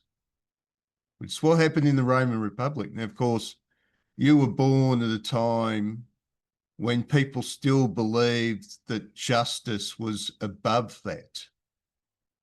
There was a God called truth. But in the present circumstances, the God called truth has been killed as well. Thank you. Thank you, Stephen. Yeah, it was last month I was listening to the recordings from Kenneth Smith's lectures to David Roel sometime back about Nietzsche's Beyond Good and Evil. And one of the points, David will remember this, one of the points Kenneth makes in there is that most people who study Nietzsche don't spend enough time thinking about what he did for a living. And what he did for a living is he was a philologist. And again, a lot of moderns think a philologist is someone who studies words and what they mean. It's like, no, says Kenneth, it was from a German discipline that was huge in the 19th century, where you're looking at alternate versions of historical documents.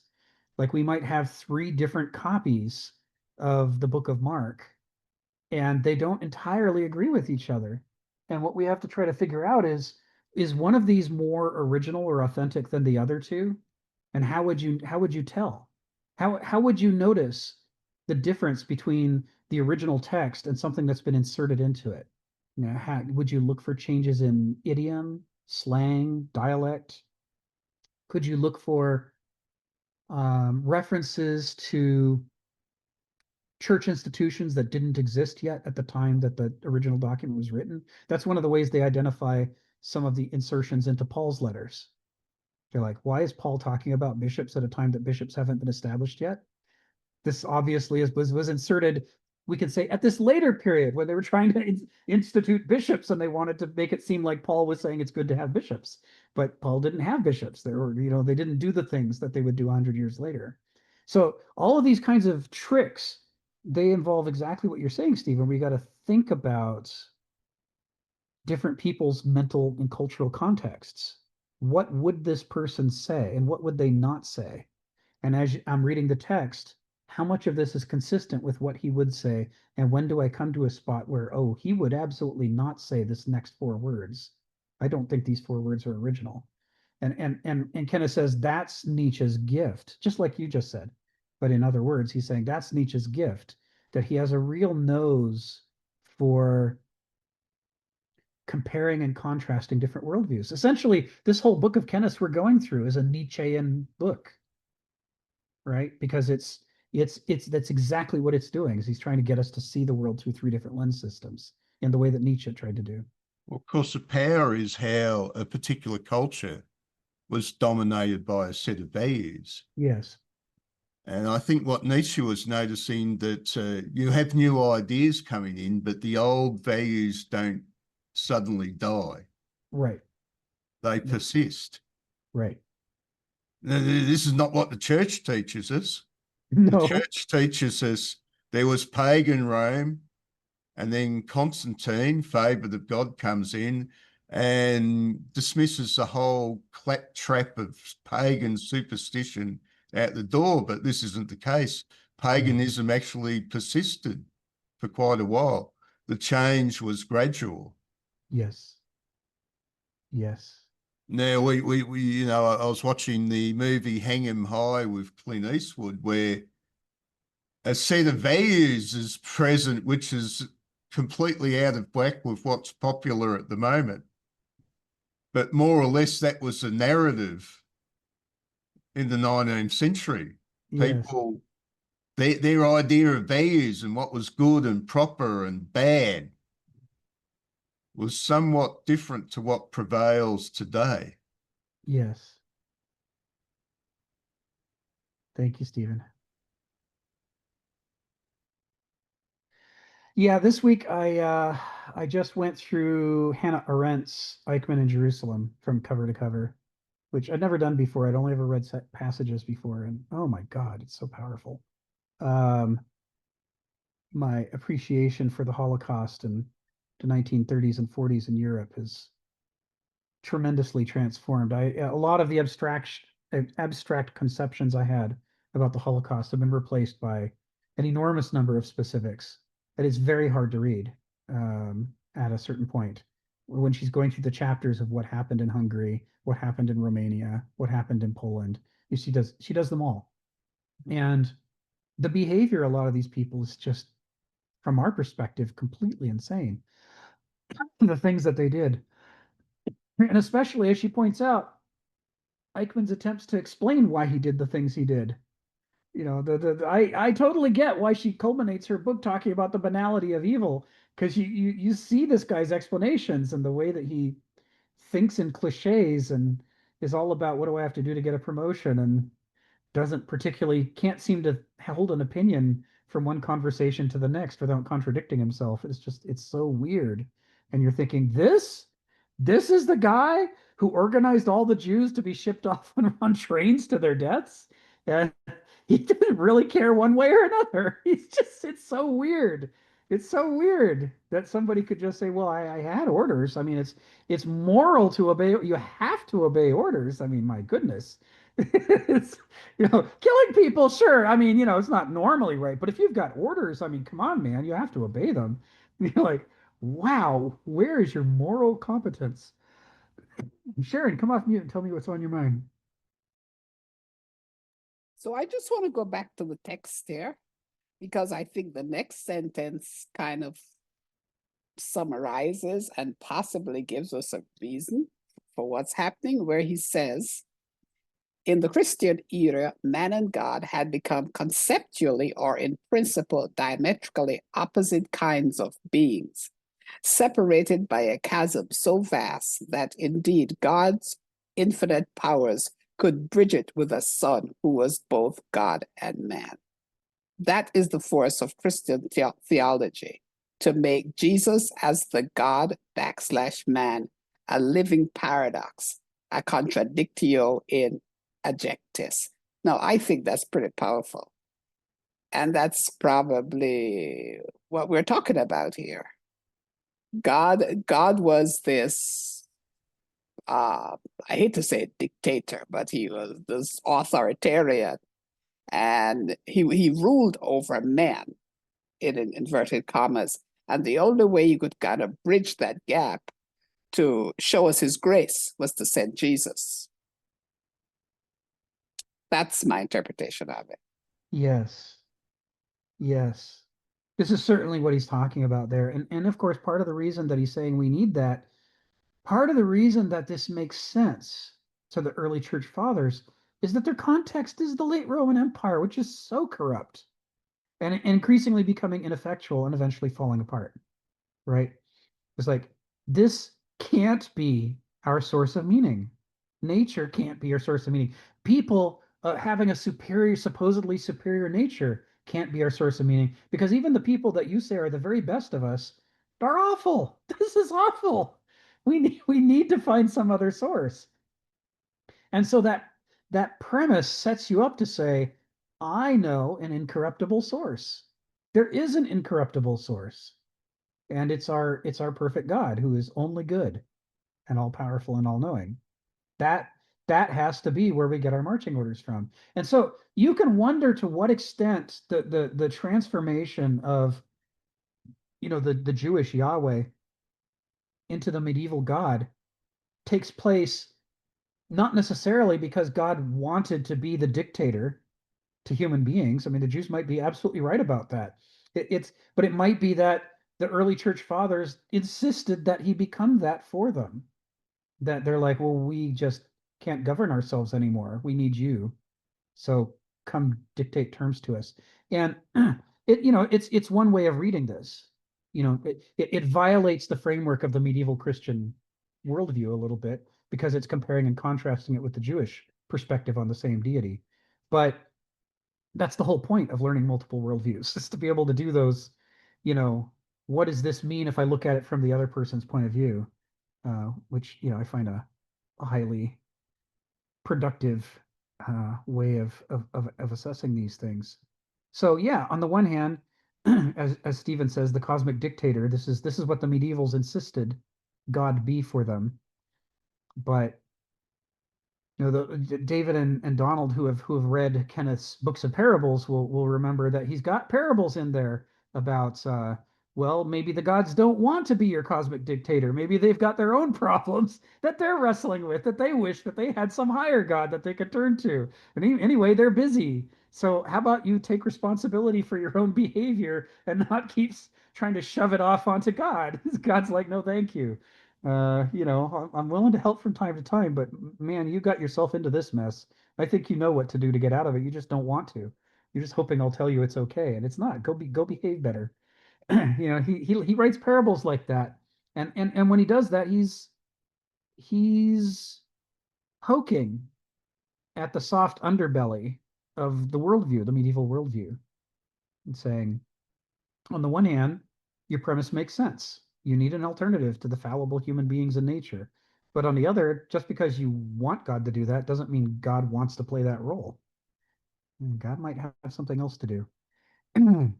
Anyway, yes, this sentences 8 through 10. This is where it starts to really light up here in paragraph 6. Oh, you're still on mute, Sharon. In fact, the one following that is just as perfect. That is the force of the deist dimension in Christianity, to redefine religion in terms of utter and absolute abstraction, in terms of infinite universe and faceless forces, not a finite and a concretely natural cosmos in which man's sanity and intuitive intelligence were comfortably nested in theism of personal and natural gods. So I come to this, to reality in everyday life, because I'm a pragmatic, and you have to see your theology or your faith or whatever you participate in terms of what your life is. So I'm just reading here that Cardinal Dolan, who's one of the highest people in the Catholic Church, is just saying that, likened Charlie Kirk to St. Paul, and the sisters came down on him.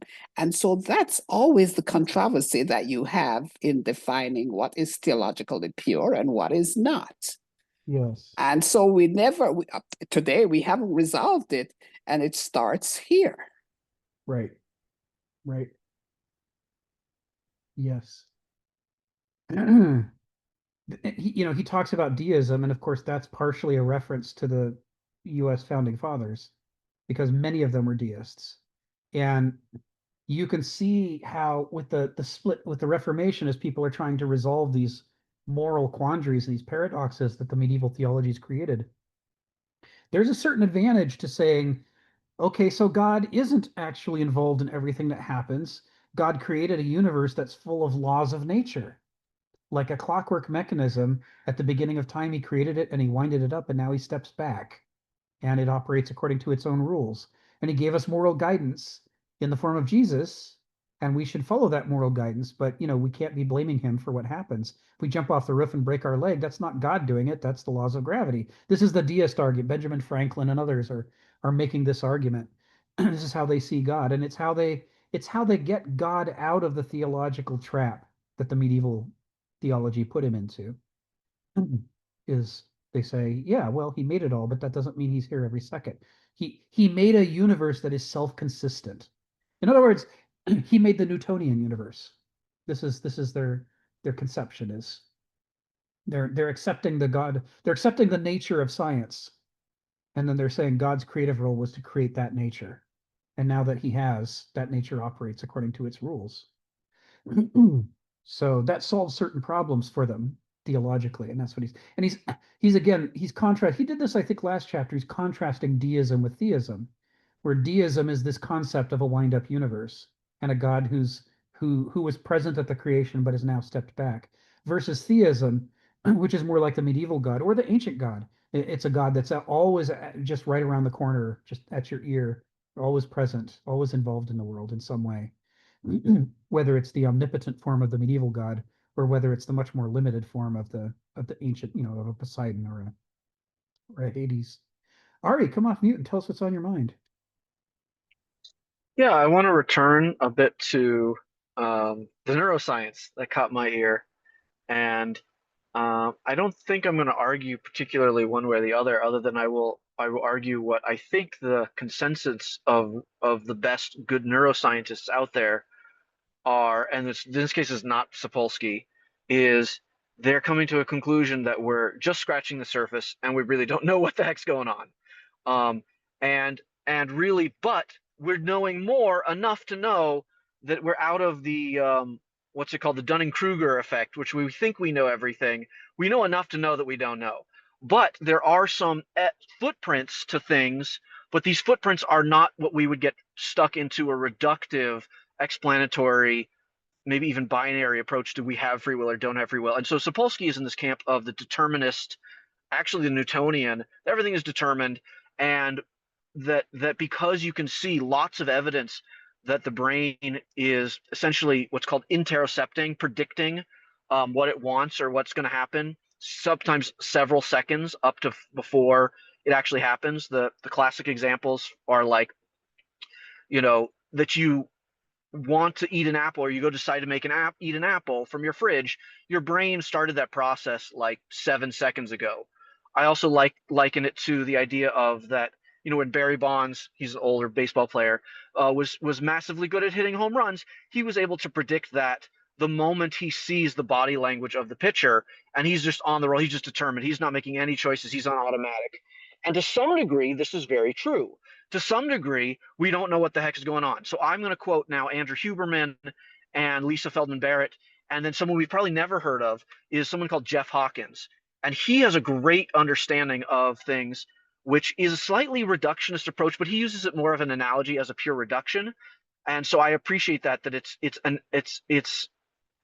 not, it's like a narrative that's more poetic, as opposed to literal. And his theory is called the theory of 1,000 brains. And essentially what we're talking about here is that the primary decision-making process of where memory is not the synapse, is not the neuron. It's something called a cortical column. And that, of course, there's lots of these types of things elsewhere in the brain, but the prefrontal cortex is just cortical columns.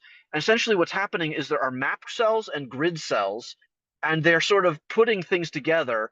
And then each one of these cortical columns is sort of voting on an incomplete portion of the project, almost like, I'd like to imagine like the way a team of hundreds of millions of people are building a rocket ship, all from bottom to end of all the supplies and all that, right? So they're not any one person and not even one organization. So in this case, they're more like each cortical column is something like a company or something like this. They've got a piece, but they're a group that is doing specific functions, and then they vote on some sort of by putting out their neuro pathways. And then the big mystery is something along the lines of, to go back to Robert Sapolsky, which is the evidence part, which is everyone would agree the evidence shows that when you start to get hungry, your brain is actually predicting thousands of possible things to eat. And this is called, I love Lisa Feldman Barrett's perspective on this. She calls this body budgeting regions. This is us like being a legislature. We're starting to make a process. What's the best use of our energy, and how to make them maximize the profit of do the best decisions, very much like minimizing surprise, active inference, this kind of stuff. But essentially, there's thousands of these all going on simultaneously. And the really cool thing about memory, especially that's shown very nicely with the theory of 1,000 brains, is it's not an expense of this binary that you have to have one memory or the other. Based on the synaptic activity, you can have thousands of memories that are all being activated all at once. And then they get into some weird dialogue of processing fully up to the higher parts of the brain, which I like Stephen's idea that there's some part of that's essentially that the brain at this point is loading the gun, but there's no evidence that anybody's pulling the trigger. And Robert Sapolsky says, oh, the trigger's just being pulled already. The trigger is an illusion. There's no such thing as a trigger. Many people would say that if that were true, that it's really tough to say, because now you went from this evidence point of view to a faith point of view. There's no evidence that there's no trigger. So how can you say there's no trigger? Just because you can't see it doesn't mean no. We are evidence-based. We look for the evidence. We don't see it yet. That doesn't mean we're going to be a reductive perspective, but the reductive perspective is really appealing, that you could just have a few rules and these rules naturally self-govern and they pull the trigger because they're the rules. But again, what Jeff Hawkins is saying here is, I like the idea of the baseball and Barry Bonds, that at some point he's starting with thousands and thousands of possible baseball scenarios where that baseball is going to be, and his brain, as it's getting more and more evidence by where he's seeing the body language or the release point or these other things, they're actually just a few key points. He's only looking for maybe like 10 or 12 data points that are key for making these decisions. Those 10 or 12 decision points essentially are like the voting that these cortical columns are going to make, and essentially at some point they reduce down to one scenario that then you either act on or don't act on, is also another form of this. There is this idea, I like the idea of the veto process, because a lot of what the primary thing of what the prefrontal cortex is doing is it's actually inhibiting. That's all it's doing. It's not doing anything. It has no connections to the body. There's no connection to muscles, no connections to lungs or any of the organs. It can't do anything. All it can do is send influence to deactivate or to some degrees upregulate or downregulate is the proper language, what the rest of the brain is doing. Like it's the coach and the rest of the players are doing those things. So the rest of the players are like sort of making these scenarios, and then it himself is a coach has got thousands of possible playbooks in its playbook to sort of match up to, and that it also has to reduce. So there's this very strange dialectic within dialectics going on, and to conclude what the greatest neuroscience is that I again, greatest is me smuggling in my own baggage of what I think the greatest is. But these guys are humble enough to know that we tons of this evidence. It's really cool. Lots of things are going on. We have no idea what it is. We really don't. We are honest enough to say that we are looking at Mars from a very, very far away, and we are not on the ground looking at the surface with really clarity. And even if we were, that doesn't necessarily tell us that we can look at these things purely from a mechanistic or algorithmic perspective. That might be possible, but we can't look at it that way. So we can ask the question that it's possible, but we can't even really shouldn't be asking that question because it's not on the table yet. We haven't even got a table, right? We don't even have the table yet. So we don't know what to put on the table. So this is where I'd like to again really support Robert Sapolsky's evidence that there's only a few rules and there's lots of evidence that lots of things are going behind the scenes up to 7 seconds before you make a decision. That decision might already be made. That's a valid point of view. Or it might not be made until you actually do it with some sort of last minute trigger. We don't know. Yeah. Okay, that's good. That's great, Ari. Yeah, it's one of the things working in medical software helped me to accept, which is I don't know is a great answer. It's far better than yes, I know, when in fact I don't. It's far better to be upfront about what do we know, what do we not know yet, what do we not have the full picture on yet, because then at least it tells us to ask the questions, and to keep looking, which is so important to this process. This stuff you're talking about, Ari, I love this stuff. Neuroanatomy, neurophysiology. I think it was, my God, was it in year 1 on this that I actually did a session where I ran us all through the Gray's Anatomy structure of the brain and how it works, the different cortical layers and the different hemispheres and the different. Oh well. Anyway, that was all consistent with what you just said. That idea that the different pyramidal neurons are competing. Each of them is taking whatever the current thing you're thinking is and going, do I have anything juicy to add to that?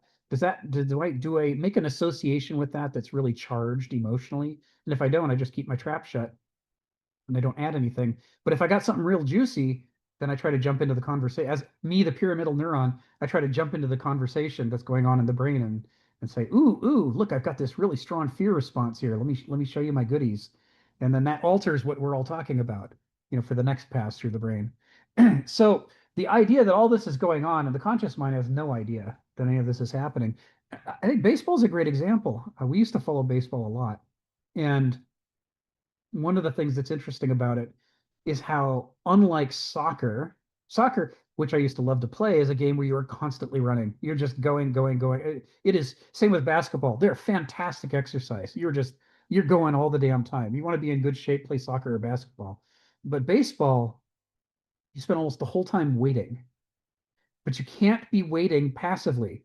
You have to be waiting keyed up on the tip of your toes. Like if you're an infielder, you don't know where the ball is going to go. It might be nowhere near you, but it might come near you. But if it comes near you, is it going to go just over your head, between your legs, off to the right, off to the left? You don't know where you got to move, but in a split second, you have to lunge the right direction and do it accurately in order to stop the ball. And I think it was the documentary series about baseball that said it is no coincidence that so many baseball players are chewing tobacco.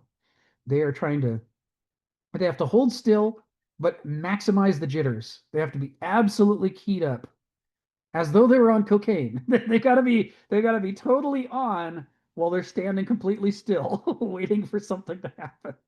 It's like, it is a really weird game. And so what it means is, if it's not your turn to bat and you're on the bench, you can't just be kicking back. You've got to be studying how the pitcher throws. How does he move?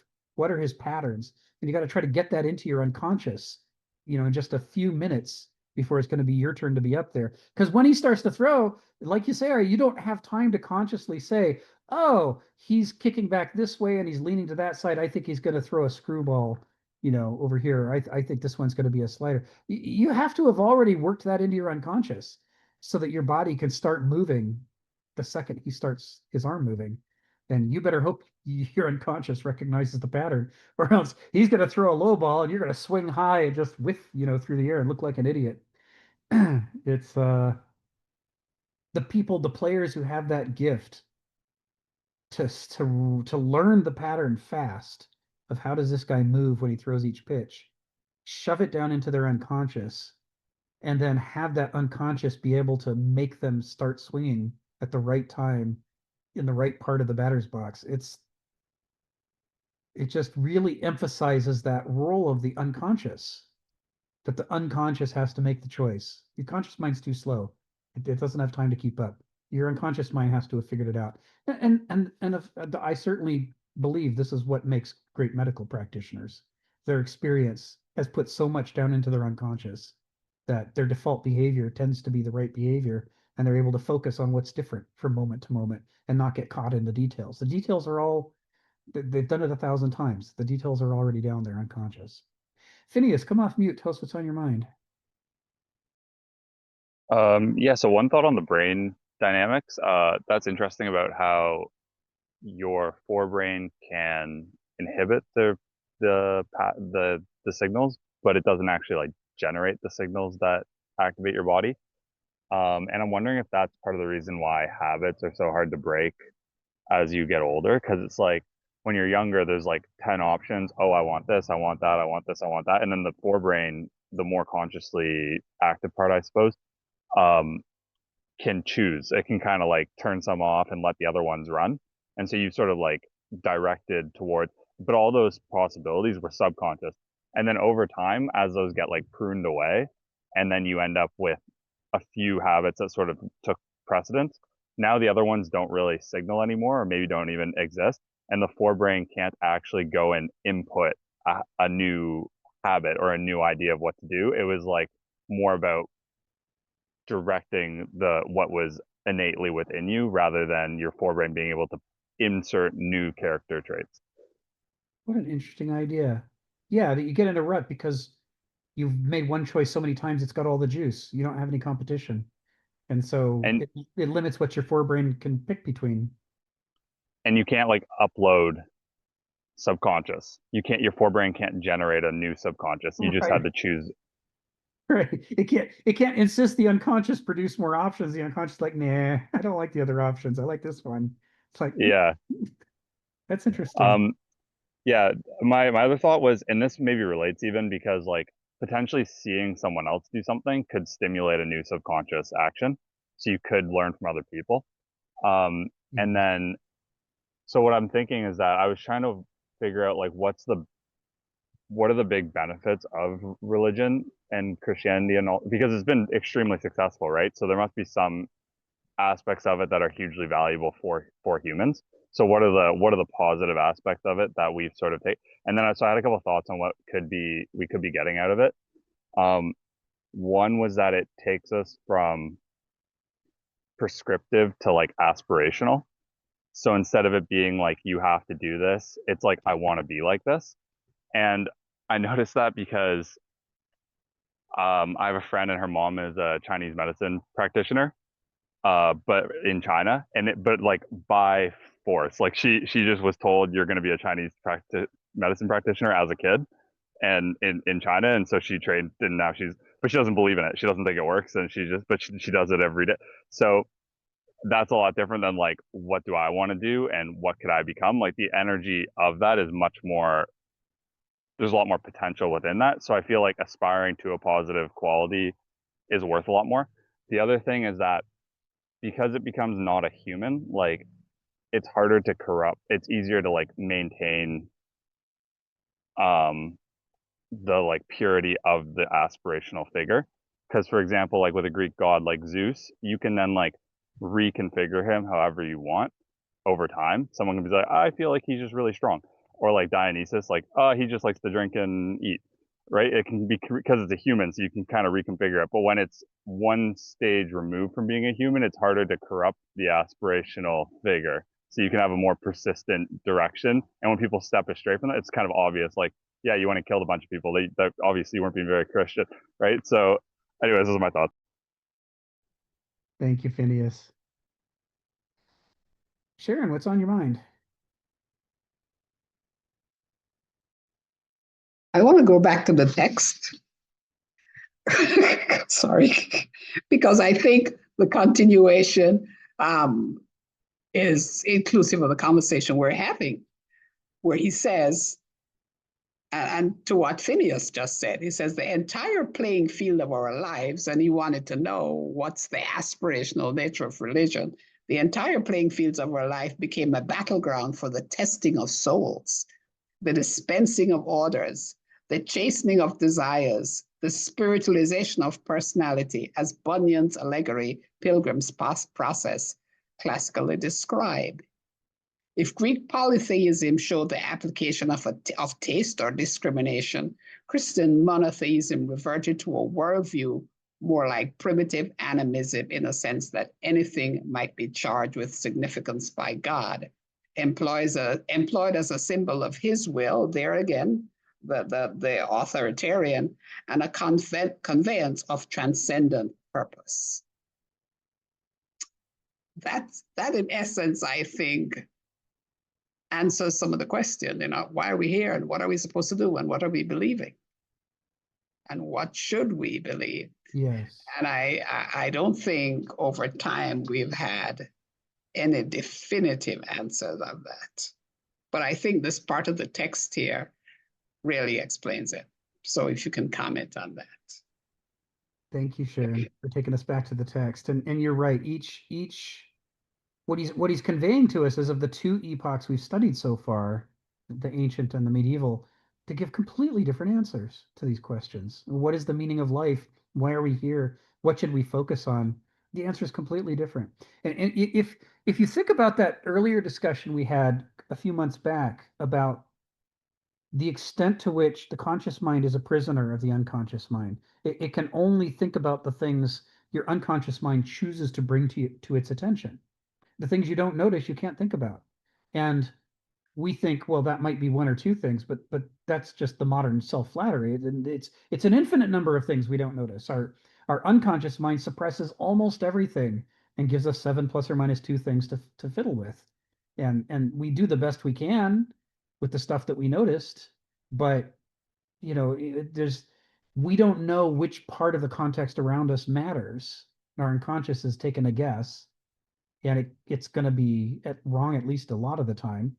And so even if we do a fantastic job of thinking it through consciously, we're still stuck within the frame of reacting only to part of what's happening and not to other parts. I mean, I think about the state of Oregon, which didn't even notice one of its butterflies went extinct for 30 years. They've got an Endangered Species Act and they're trying to intervene and help these butterflies, but they never noticed it was endangered. They just looked up one day and it was gone. It was like way too late to do anything. It makes me think about Nora Bateson's thing about somathesy. And if being alive means that you're in a learning relationship with the world around you, then the less often you notice and learn from things and act appropriately, the less alive your brain is. You're more brain dead. And that can apply to institutions that fail to deal with the things that they need to deal with. It can apply to cultures, but it can apply to individuals.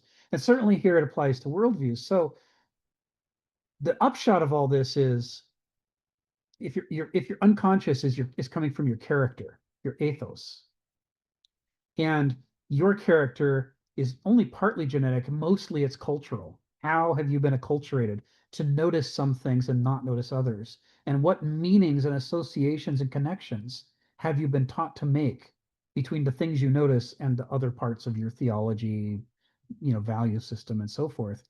Then effectively, when a medieval person and an ancient person looks at a room, they see completely different things. They have to, because their value systems are totally different. The medieval person's looking for God. He has to. His eternal soul is at stake. Are there signs from God present here? Is there a Bible? That would be handy. If not, are there stained glass windows? Maybe there's a statue of Mary. Is there something here and if not, then I start thinking about, parables. Is there something here maybe that reminds me of a parable or a proverb or something? I'm looking for hooks on which to hang my theological view of the world. And that's going to affect what we notice and what we don't notice. But if I'm ancient, then I'm looking around the world completely differently. I'm looking at it like a polytheist, in which there are a lot of different sources of meaning. Is there water in the room? Is there fire in the room? Do I have a view out the window of a lightning storm happening? Am I by the ocean? And I start, are there weapons of war? Do I see crafty things like Athena might like? Is there a hearth like Hestia might like? I'm looking for a kind of a variety of things that apply to a variety of divinities. And in both cases, they're also both looking for the kinds of buildings they know and are familiar with. Is this laid out like a German peasant house? Is it laid out like a Gothic church? Do I see a nave somewhere or an aisle? Or is there a font with water in it? I'm looking for these patterns of buildings that I know. The Roman or the Greek person is looking for the central courtyard of the house. And where is the shrine with the statues of the divinities on it that I can, and your ancestors I could pay my humble respects to. And is there a bath, right? Roman, there's probably a bath here somewhere. Where's the bath? Or is this one of the small buildings and it's going to be a communal bath somewhere nearby? I certainly need to know where that is. You orient based on your cultural framework and your theological framework. And that means you have a fundamentally different character just because you live in a different epoch. This conception of character is a refutation of the modern idea that people are people and they're all pretty much the same. People from long ago are just more primitive versions of us. This is the modern idea, right? We're the best.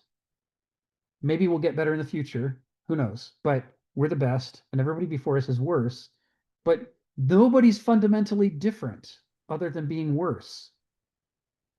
And so we think we can pick up Aristotle and read him, and whatever we see in the text must be what Aristotle meant to put in the text. That's just the assumption in the modern world. But what we're seeing through this book that Kenneth is giving us is this conception that whether it's a book or a room or a neighborhood, we have fundamentally different characters in different epochs, regardless of the differences between us as individuals. Different epochs have a different character, and they have to, because if they don't, then you will fail to notice the things that are appropriate for that epoch, for that worldview, because that comes from your character that decides what you notice. This is the ancient conception, right? The ancient conception. I saw you wanted to add something, Sharon.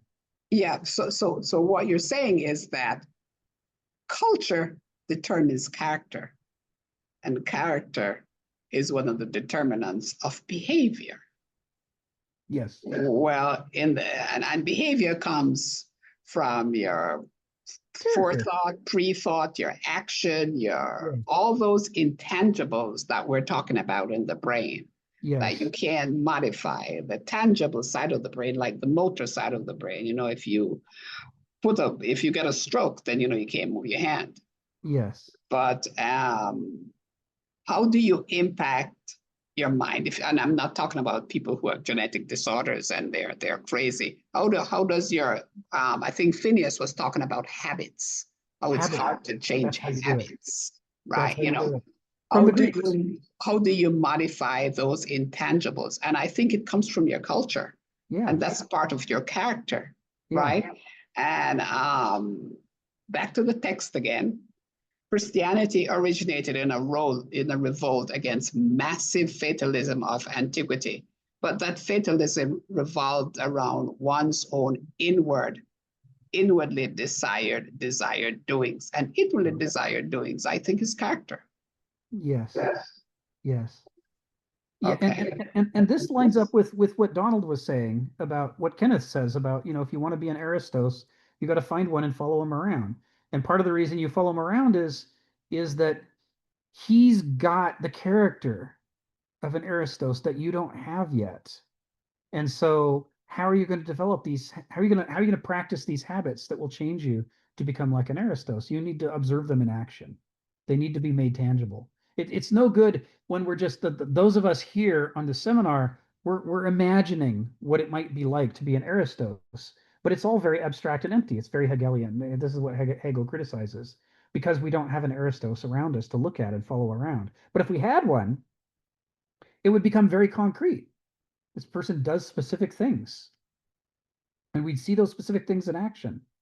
And then we could go home in between visits and go, I should practice that thing I saw them doing. That was interesting. And it's the same thing that happens when we master a craft or a profession. You know, you see your teacher do something interesting, and then you go home and practice over and over because you want to emulate. The desire to emulate gives you the drive to lean into pushing on your habits and changing them. And the more you practice them and get good at them, the more you get that feedback loop of, I couldn't do it at first, but I did it that time. I think I could do it again. Like when you're learning to swim or bicycle, you're like, yeah. And you start to get a feedback loop. And the fact that we even have that feedback loop really shows the extent to which we're driven to have the capacity to refine our character. Learning stuff, getting interested in stuff, practicing stuff, that's part of who we are. But the problem is, what should we practice? am I going to practice sticking a sharpened bar of steel into people, or am I going to practice cooking meals and feeding people? What am I going to practice? I need my culture to help me fill that in, and make me a specific person. Yeah, it's good stuff. Stephen, come off mute. Tell us what's on your mind, sir. What's on your mind? All the way from Australia. Yeah, I'm just going to say you're making the points about determinism there. Are we a product of our genetics or our culture? There's actually an argument I think Rudolf Steiner had with the Theosophical Society, because they believed very much it was your hereditary which determined what you were. Steiner believed it was culture and language. You're a German not because of ancestry. You're a German because you speak German and you've grown up in that culture, was Steiner's argument to the Theosophists. But I was arguing, I was talking with a guy 30 years ago back in the 90s, and he was working in the biological institutes in the university. He was also a world-class mathematician. And he introduced me, he was a bit of a fellow of Jung, and he believed very strongly that there's another aspect that you can actually, information can be passed down the line of ancestry, going back so many generations. Eventually it fades away. There's this idea that if an animal's ancestor had difficulty with a snake, then the fear of the snake will be passed down via this hereditary memory. So this is another aspect. You mentioned genetics and you mentioned culture as being a basis, but this is a different type of hereditary to pure genetics. Thank you. Thank you, Stephen. Can I just respond to Stephen there, because he just waded right into one of the things I'm so fascinated about. Yeah. You're saying that, you know, you're influenced by something different than your genetics. In my mind, it's called, and it's a big question, the impact of your past lives on your current lives. And I don't know if that's mysticism, but I have a lot of interest in that. And there are no right, no wrongs, there are no truth, but there's this thought that your current presentation has got many lives, comes from many lives and many masters. And sometimes we do things we really don't understand. And So you just waded right into that, and I could start talking about it, and it has to do with death and what you see, and it's an absolute fascination for me. Sharon, you're a Christian that believes in transmigration of the souls. I don't know about that. Or you mean what are these other lives? Well, I'll just say this. There is your other people. You asked me if I believe in reincarnation. Yes. There's a book that I read many years ago written by a psychiatrist, a Jewish psychiatrist, not even a Christian, and it's called Many Lives, Many Masters. And he had this girl who was just so neurotic, he couldn't cure her. And then he hypnotized her. And she had many lives. She was so neurotic, she couldn't even take a shower. She was so anxious. And it turned out that in one of her past lives, she had drowned. It was that simple. It was just absolutely fascinating. Now, there is no evidence. There's no scientific base for this. If you ask me, it's probably anecdotal, but it does exist. And so I try not to mix my Christian religion is a faith, and it's about relationship. It's not about big concepts. If I'm going to go to heaven or hell, it's about how I'm going to get through the day or get through life. Heaven or hell, I think they're probably right here. It's your engagement. So, I could go off on this, but I'm going to stop there. It's an interesting thing that's happened in genetic science, where the moment that we discovered some of the basis of genetics, long before DNA, we discovered genes and gene expression, Mendel, we almost immediately, European scientists became obsessed with eugenics. Oh, everything must be genes. Previously, everything was free will. Now everything must be genes. And, that continued through the 20th century and the eugenics in Europe during World War II. But then gradually we began to notice that genetics only affects some things and not others, and that there does still seem to be a wide range of possibilities open to people regardless of their genes. And then you've got the competing alternate theory of the tabula rasa. Maybe it's not genetics. Maybe that's just the template, and everything is experience. And it all depends on experience. And that was where things were in the 50s and 60s and 70s with behaviorism. But then comes the countercorrection. It says, okay, we see some intergenerational things that can't be explained if it's entirely experience. So there must be some kind of generational transmission, and it can't all be genetics. Some of it must be cultural. There must be cultural transmission. If we see this in cycles of abusive families. How often does a child of an abuser go on to marry an abuser? They don't always. They may not even do it most of the time, but it happens far more often than it ought to. And frequently the person who did it had no idea they were marrying an abuser. They married somebody who showed no signs whatsoever of being an abuser until after the marriage was there. And then, as so often happens, they took off the mask and began showing the other side. Now they felt safe. They could act like their true self who wants to hit people. And the question is, how was she able to recognize that this seemingly sweet guy was going to hit her after they got married? And why did her unconscious seek out this thing her conscious mind never would have wanted? There's these things that happen that are being transmitted generationally. And so I feel like we're getting to a point now in sociology and psychology where they're starting to acknowledge that the simple binary answers that we fought over for centuries just don't work. That whatever's going on these questions is complicated. There's some genetics, there's some that's experience, there's some that's somehow intergenerational transfer, and there's probably other things as well.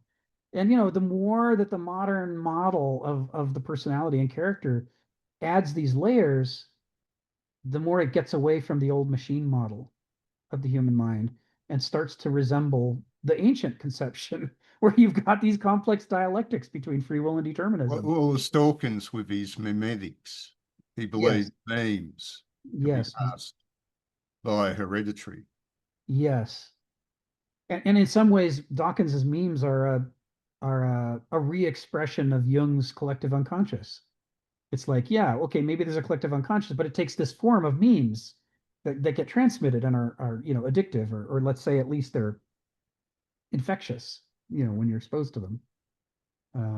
Yeah, it's interesting seeing how these things mature. I can say that the current formulation, as much as, like Ari points out, it's full of people going, okay, I figured out this much, but I have to admit I don't understand the whole picture. And I'm like, yeah, good. Yes. That's what I want to hear from a scientist. We don't know the whole picture. We're learning, right?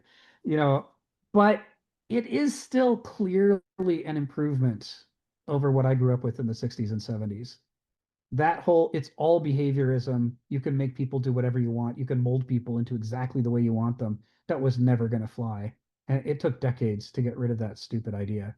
There's components of this thing that are not programmable. They come from somewhere deeper. And that's what I like about science, at least the science that I experience, is how it changes and how it comes to new rationalizations, Stephen, in the form of new evidence, in the presence of new evidence. That's healthy science. Yeah. Wouldn't it be nice if our politics worked that way? Yes. I'm all for an era to come when we actually have political science instead of whatever it is we have now. Phineas, come off mute and tell us what's on your mind. I like something Stephen said about how, let's say you starve a few generations ago, over time, like there's an impact, there's like an imprint of that, but over time it ends up fading. So it's just like one sentence. That's so interesting because that means that we do actually tend back towards some sort of central point. We kind of do have some sort of ideal state that our body knows how to. We have these injuries that bulge out temporarily, but we tend to come back to some sort of central state, which is kind of interesting that the body has a sensor for that. The other thing I was thinking was about the way you were breaking down how the Greek gods or the medieval religion, it directs how you see the world. That's very interesting because I feel like when we're looking at the more modern God concept, it's a lot less like prescriptive of like what to look at. So for the Greek gods, it's like it's very complex. They've got a lot of different layers to it. Like, okay, there's harps, there's wings, there's like chariots, and there's all these things that like stand out in your brain. So there's a lot to work with, but it's very limiting in the sense of like those are the holy, energetic, empowered things like fire, lightning, the ocean. But beyond that, your vision might not have much flexibility outside of that potentially. Whereas with with God being more general, it's like everything is God. There's no like I'm not really going to tell you what anything is, but anything could be God. So there's a lot more possibility to like see something as being valuable that was outside of the normal prescriptive thought process. Thank you, Phineas. Yeah, it's an interesting era, and partly it's because the traumas of World War I and World War II and a few things since then have really shaken up our certainties. And they've caused us to be willing to ask questions now that we're in the late stage of modernity that we were never willing to ask during the flourishing period. Now, at the high flourishing period, as Hegel says, of any epoch, the members of that epoch are overconfident because everything seems to be working. It's not. A lot of things are working, but there are problems piling up during the flourishing period. But because they're so happy and excited about their growing power and success, it causes them to look away from the growing pile of problems. But that's what eventually tips us into the late period. And in the late period, the problems are so numerous and they're everywhere, and we can't figure out where did they all come from? How did we not notice this stuff? And that's the part where we start asking questions that would not otherwise have been characteristic of our era. We're sort of backed into a corner of philosophizing. And so this is the era when ecology finally emerged as a science and finally stopped treating the world as just a place where we keep our stuff and started saying, oh my God, these all seem to be systems within systems within systems. They're so complicated. And the things we do keep having unintended consequences. And there are still, at least in American politics, there are still tens of millions of people who hate ecology and think it's some kind of conspiracy to ruin our fun. And that's because they are not quite all the way there yet into recognizing that we're in we're in the late stage of modernity, and we got to ask questions we didn't used to ask before. This is always the period I love the most. This is when everybody starts asking the questions. This is when the wild-eyed prophets come out of the forests and deserts and start suggesting crazy ideas. Pico della Mirandola, I will save medieval theology, he says, and proceeds to commit blasphemy and get himself killed. I mean, these are really interesting periods. So I think it's not a coincidence all this stuff is coming up now for us. Donald, come off mute. Tell us what's on your mind. Well, I think Sharon, and I'm sure she does, remember that we create culture. Culture, I don't know. I just look for who can be agents in the world. And the only one I find is us. I guess when we talk about the world spirit or something, I don't know, that these are not forces in the way of human will. We create our culture, not each of us individually, and it doesn't change rapidly, but we have, for most people, I think she's entirely correct. There's culture and it shapes our character, and then we act in accordance with that. But some of us, maybe it's Socrates, Jesus, Buddha, a few, create culture when they act. And I'm always, it's very simple, and few people seem to notice when in the Republic, Socrates just says, the polis is the soul writ large. Yes, polises shape the soul, but the soul was there first. So it's enough. And about Sapolsky, I've listened to some of his stuff. He really had to come up with his theory of determinism because it was determined for him that he come up with it.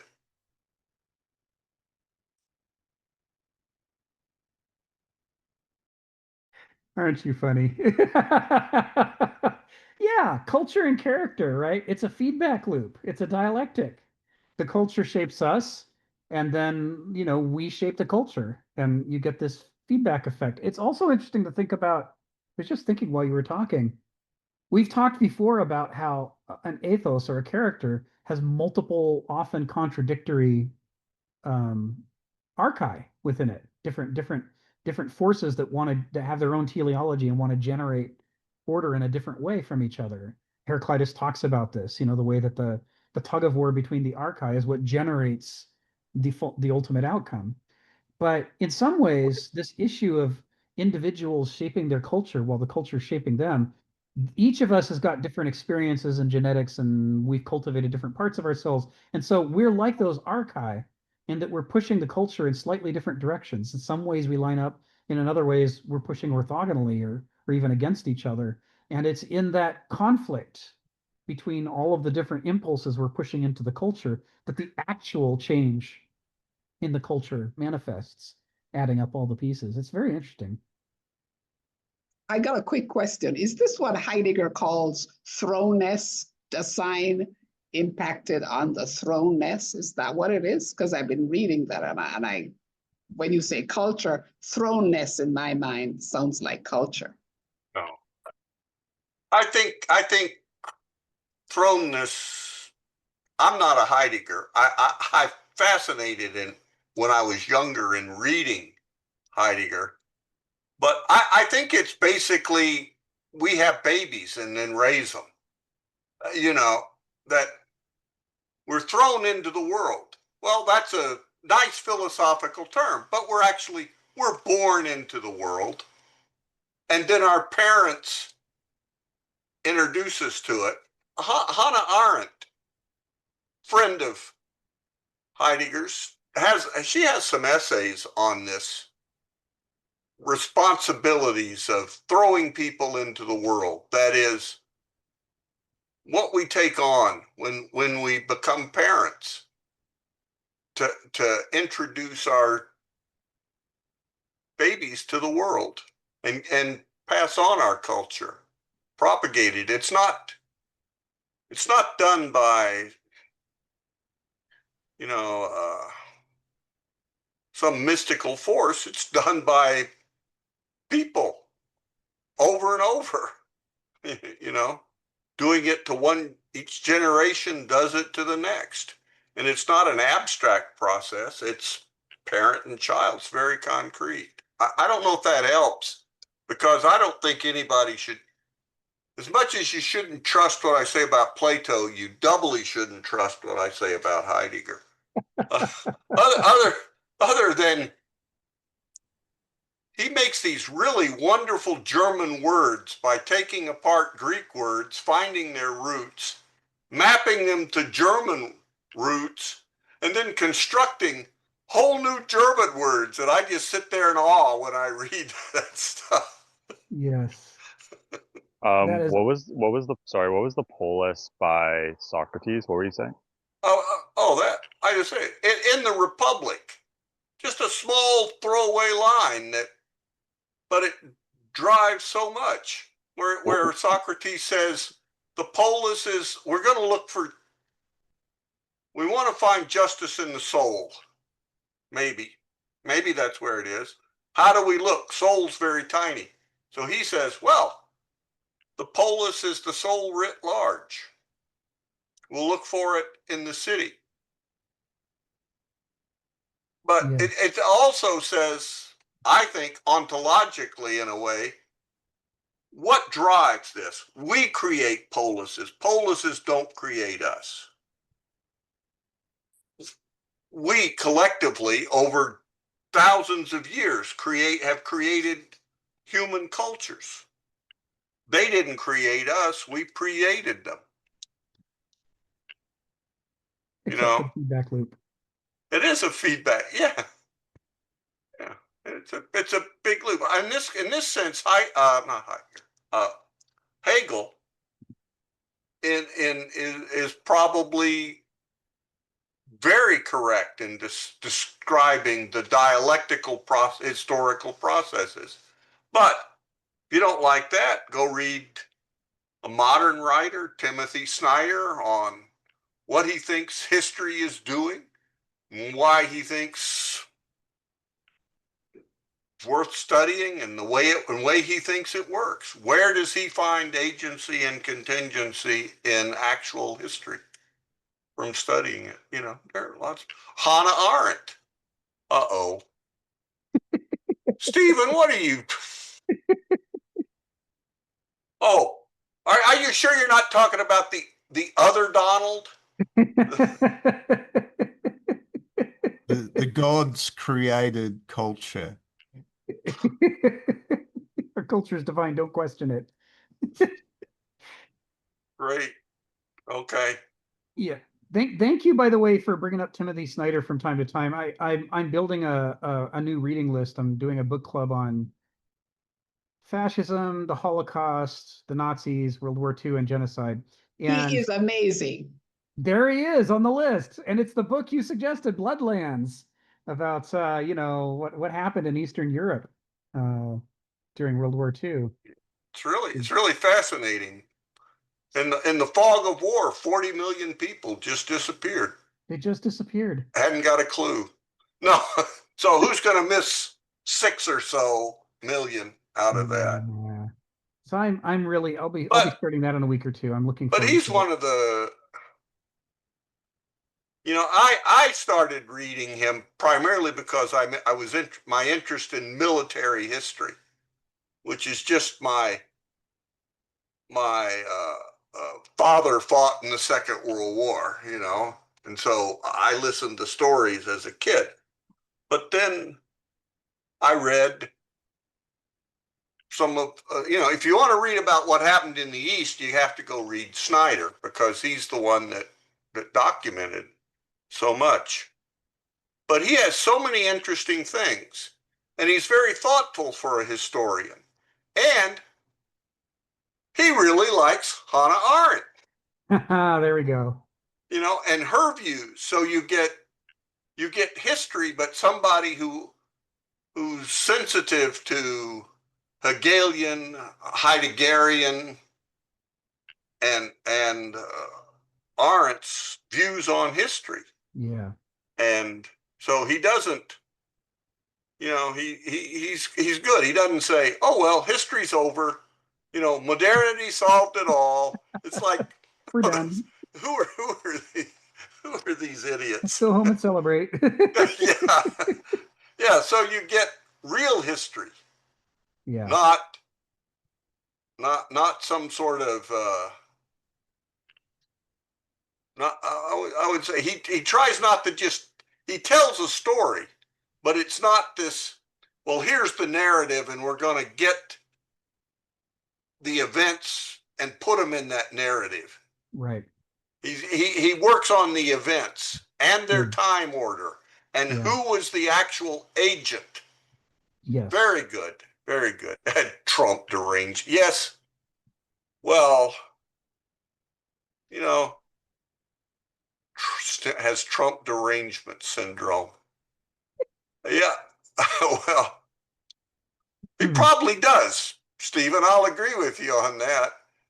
And the thing is, I think in the last year, the number of people in the United States with that same syndrome has increased. God bless America. It's We're number one, damn it. Ari, come off mute and tell us what's on your mind.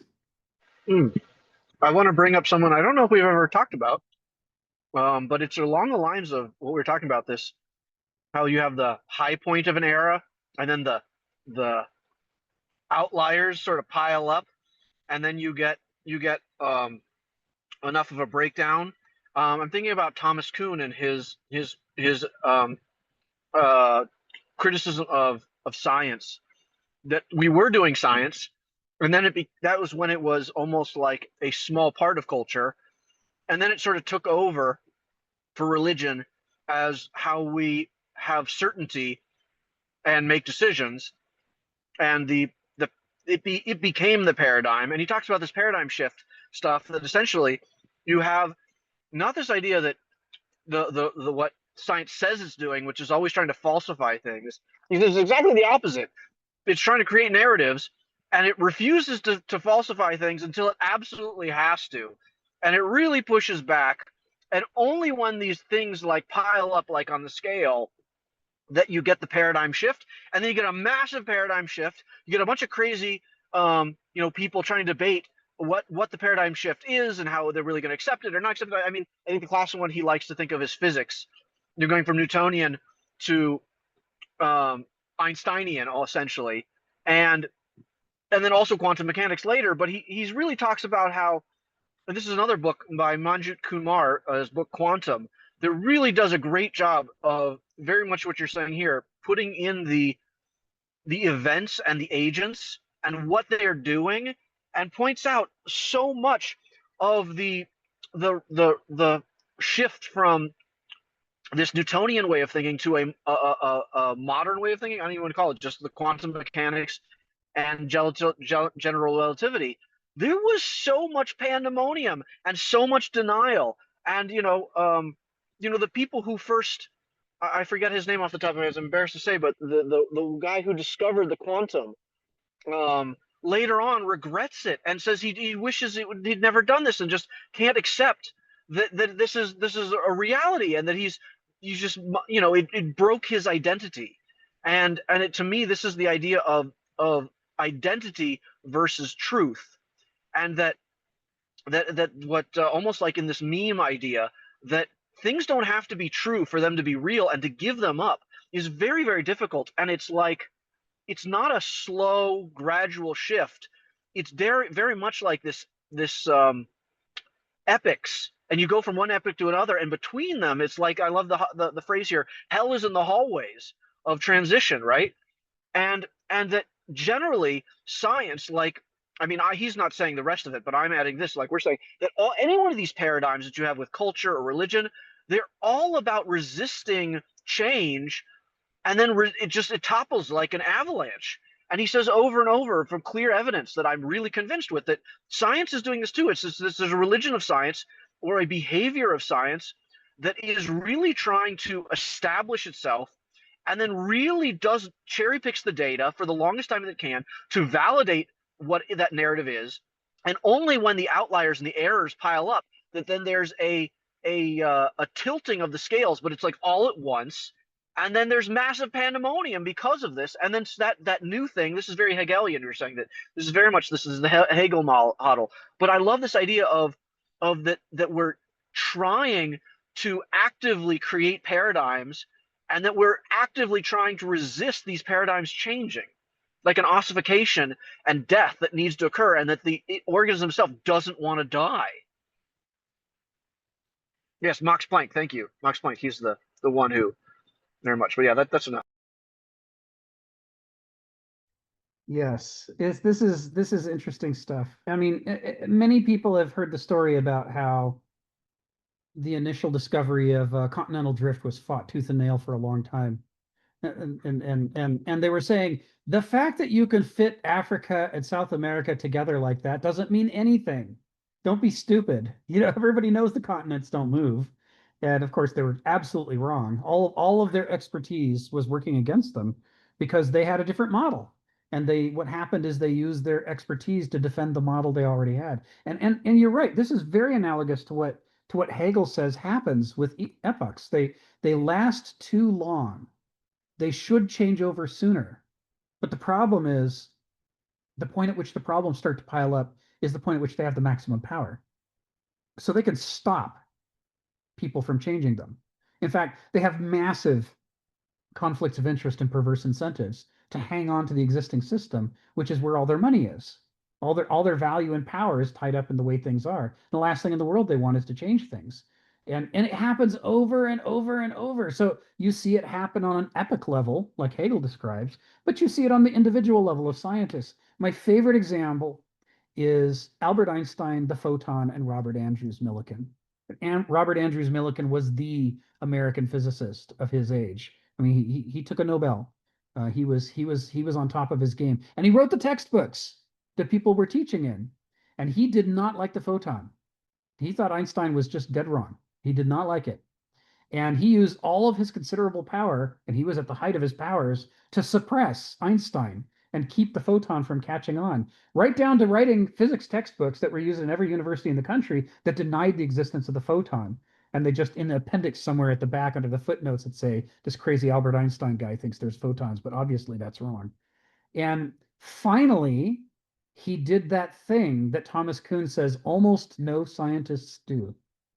And that is, he built the world's most sophisticated physics testing laboratory that had ever existed. He used his power and his money, and he built this incredible lab, and he set up a perfect experiment to prove Einstein wrong.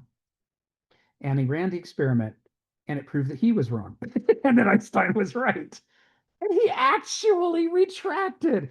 Okay, it took him 15 years. From the time he discovered he was wrong to the time he put in the textbook, okay, fine, photons are real. It took him 15 years, but he did.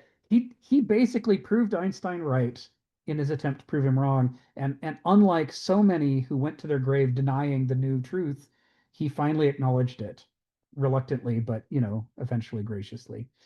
It is one of my favorite stories from the history of science. I mean, it both illustrates the Thomas Kuhn effect, and it illustrates that it is possible, if somebody is devoted enough to the truth, that even if they are absolutely sure they're right when they're wrong, they can still find their way out of the labyrinth through their determination to cross-check. I mean, all hail Robert Andrews Millikan for giving us an example of somebody who was willing to follow the proof even if he hated it. Sharon, come off mute and tell us what's on your mind. Kenneth Smith, I'd like to go back to the text. And Kenneth is absolutely so brilliant here. We're talking about the difference between the ancient gods and Christianity God. And he makes this critical point and how the God relates to us. And he says here, God seemed to predestine human lives just by the way he conceived or knew them, and then cast obstacles and tragedies or opportunities and inspiration in their path. How can such a God be omniscient and all-fathering and yet not determine the entire path of one's actions, feelings, and existence? Not just Calvin, but Augustine already understood the problem such a God posed for human freedom. And I want to read a passage in the Bible here that's always fascinates me. You know, we talk about past lives. It comes from Jeremiah when he's telling him, he says, I knew you before I formed you in the womb, I knew you. And before you were born, I consecrated you. I appointed you a prophet to the nations. That was Jeremiah's reluctance. And that was God telling him, look, I set you up for this a long time ago. You really need to go. And so that again is a contrast between the God of the ancients and the God that the medievals were adopting. Yes. Yes. And we talked a lot about that today, and I thought this was important. Yeah, it really is. You know, and this is these parts that you're quoting, they really underscore what you were asking about earlier about free will and determinism. I mean, here it is, Kenneth's going right at it and saying, yeah, this is one of the big problems in the theology. And, you know, major theologians of both the medieval school and of the emerging, you know, Protestant schools at the end of the medieval era are both acknowledging that there's a problem and it's right here on this very issue. And it's going to define our theology to vitamin B3. It's going to define our it's going to define the theology to come for centuries, how we answer this question. Because it's not going to hold together. Yes, I have been every day. Woo, B3. I had B3 too. So yeah, this is the good stuff. And you know, we're coming up on the end of paragraph 7, so let's keep going. I mean, he says, Wait, religion... do you guys seriously take vitamin B3? Is that a joke? Oh no, I supplement with vitamins. Yeah, me too. But do you take B3 specific? Anyways, I take that too. It's pretty good. Yeah, I take a B complex that's got B3 in it. I have to for my mood. It's important. I have found by trial and It's error. good for your brain too. Good for your brain. Yeah, it's one of the funny things. Go to a reputable source, not woo stuff, but go to a reputable medical source online about vitamins and what happens if you take too much and what happens if you take too little, and just read all of the symptoms of if you take too little for each vitamin, and make yourself a list of how many vitamins include the symptom if you don't get enough. Depression. The list is really, really long. There are so many ways to be depressed. Like, well, and the B vitamins especially, almost every one of them, if you don't get enough on the list of symptoms, is depression. So you know, simple solution. And thank goodness it's water soluble. You take too much B vitamins, you pee out the excess. It's not a problem. This isn't like overdosing on an oil-based vitamin, which is a much more serious problem. So a religion that began by profoundly hoping for divine justice came to accept that God deals very different hands to different souls, and not always according to what they evidently or humanly merit. This becomes an ongoing debate throughout the medieval epoch, right? That mostly when talking about kings and bishops, mostly not when talking about peasants. But the issue is, you know, is this Lord selected by God to rule? By which we don't just mean, does he have permission? We mean, is it in the character of this Lord that he wants to do God's will? He's not just lying in order to get his own way and claiming to speak for God. Does he really want to do what God? Does he really have the divine right? And of course, how are you supposed to know that? How are you supposed to know what's in somebody's heart?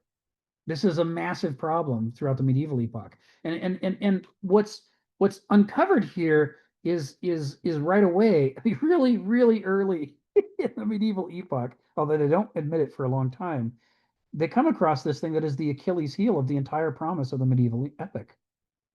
Because what's the promise? We will eliminate corruption on earth by putting our faith not in men and not in nature, but in God. Because God is perfect and pure and good and knows everything and can do everything. and he's incorruptible. So by putting our faith in him, we will be able to organize our worldly affairs in a non-corruptible fashion. That's the promise. That's the whole basis for overthrowing the ancient epoch, is that we're replacing it with this, which promises to have an answer. But right away, you get the problem. How do you know? How do you know if this king is following God's will and trying to be his instrument on earth, or if he's an egomaniac who's just a really good actor? Is he just fooling us? Is he a con man? Because not all con men are obvious. Some of them are really good at what they do. And as Kenneth says, that this is the weakness in the medieval promise means that this is the thing every corrupt person practices for the next 1,000 years. How can I be a pious fraud? How can I create a completely convincing verisimilitude of being a godly man while actually being a sociopath who cares about nobody but himself? How do I do that? And Kenneth says the problem is, over this 1,000 years, they get better and better and better at pulling this off. And that's bad, because it means the medieval epoch is a training ground for Banausoi. Right? The medieval epoch is the training ground for people who want to rise to power and recognize they have to do it through rhetoric and deception, by creating a brand in which they pretend to be somebody that they're not.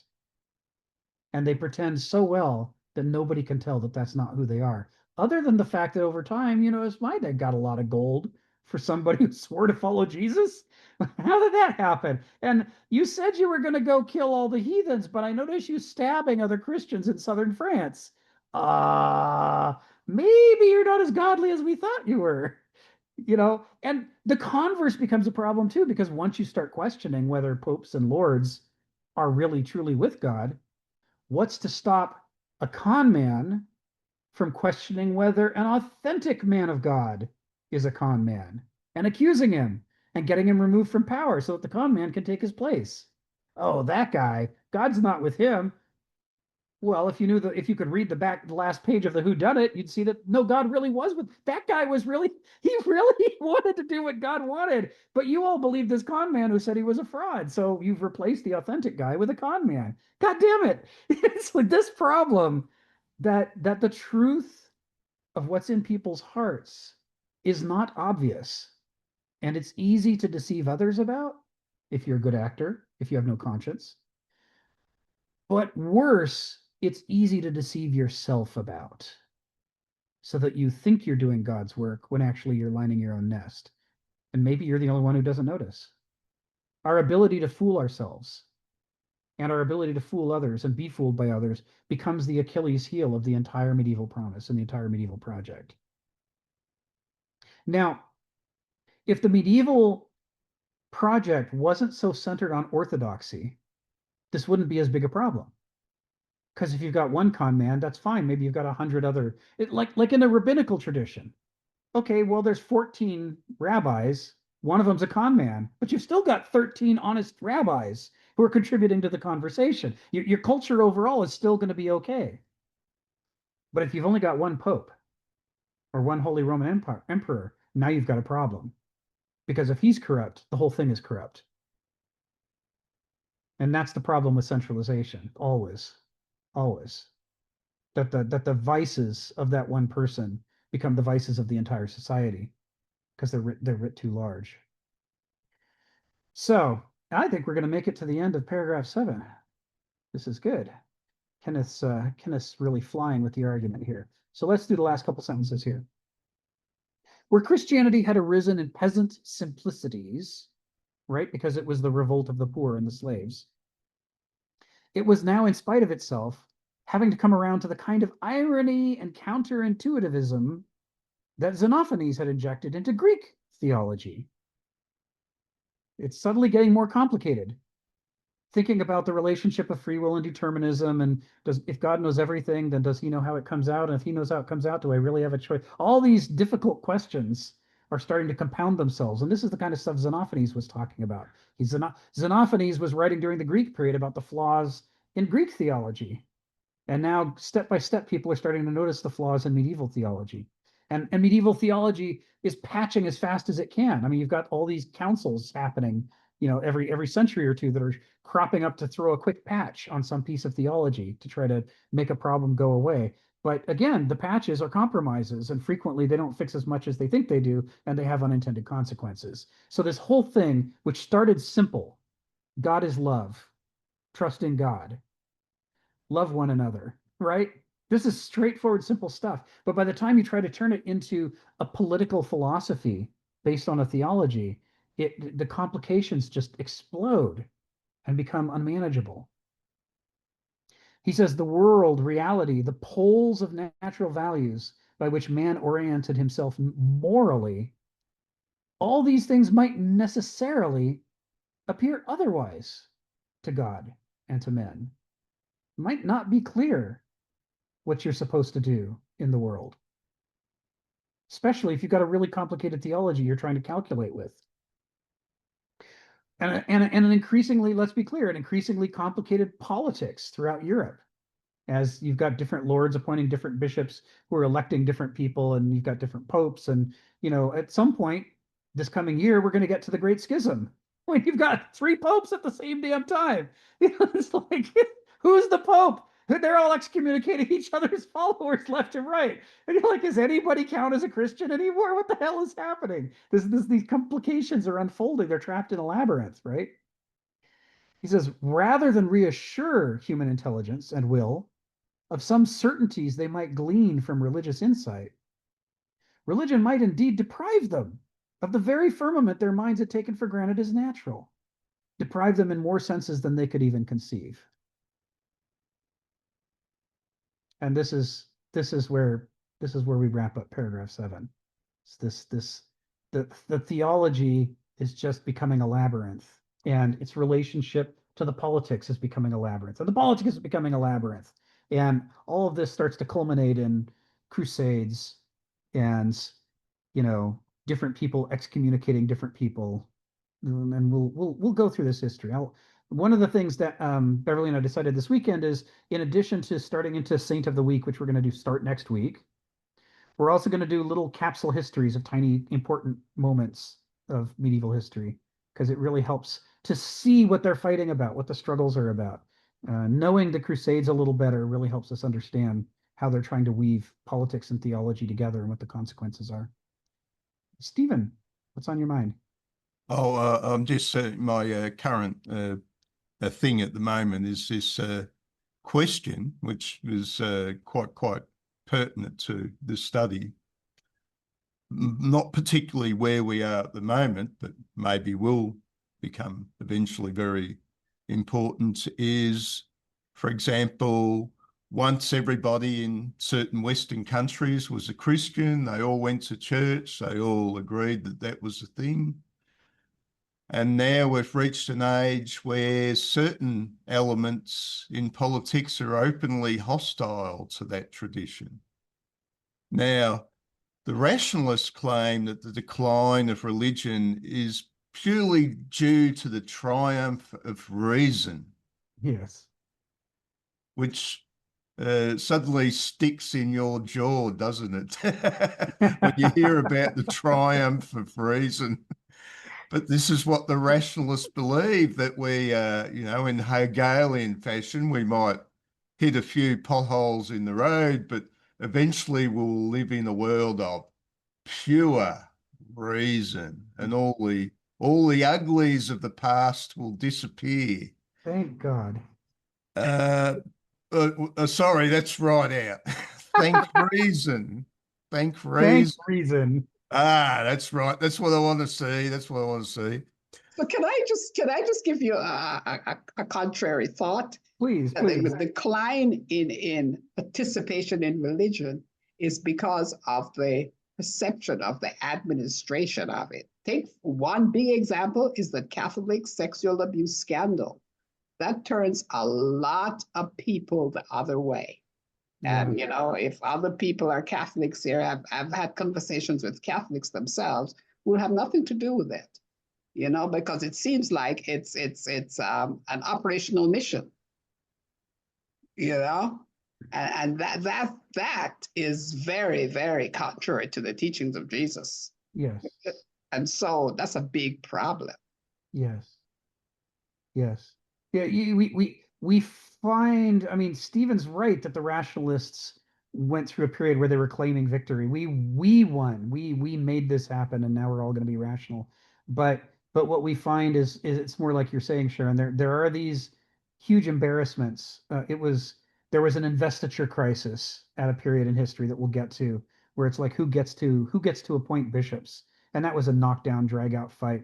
And then you've got the Borgia popes, your popes, having illegitimate children and appointing them to high office, and they just start bleeding followers, every time one of these things happens. And it's when a whole bunch of this came to a head that the whole thing exploded into the Reformation.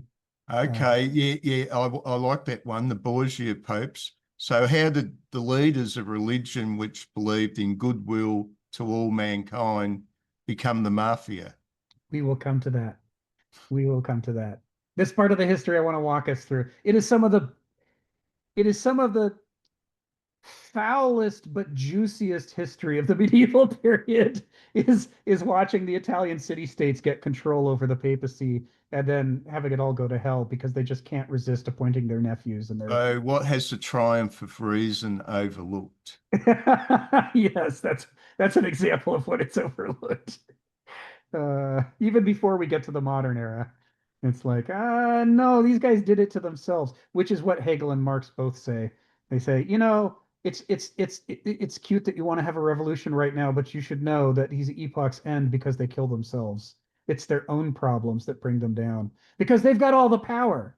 And it's when they trip over their own feet that they fall down. Well, a lot of people won't accept their own parts in their downfall. Yeah, no, of course not. No, there needs to be a bad guy. I think Donald's going to get the last word here today. Go ahead, Donald. Well, Sharon raised a topic that recalls a joke I heard yesterday that I thought I would never get an opportunity to repeat. That a reverse exorcism is when the demon removes the priest from the child.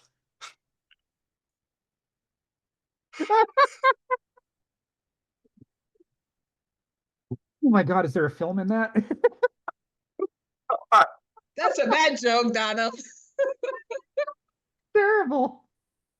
Well, on that shining That note, is a fantastic joke. Thank you, Donald. I needed that. That's gonna stick Donald, with me. demon removes what from the child? Devil from the child. Priest. Demon Oh, removes priest the from the priest. child. Oh, okay. That's terrible. It's terrible. It Terrible. is. It is. It's horrible. All right. Which is what the atheists are doing today. So on that horrible note, thank you all. I Great hope you had a great discussion, time. guys. was a Thank you great- very much. Great session, Rick. One of the Yes, best. great. Thank you, I Rick. really Bye-bye. enjoyed this. Yes. And thank you all for putting up with me. Great discussion. It's our pleasure. We love Yeah. you, Sharon. Okay. Bye. See you next week. Bye bye, Bye. Thanks, everybody. everyone. Bye, Yeah. Phineas. Bye, Ari. Bye, Adana. Bye, Stephen. Yeah. Bye, David.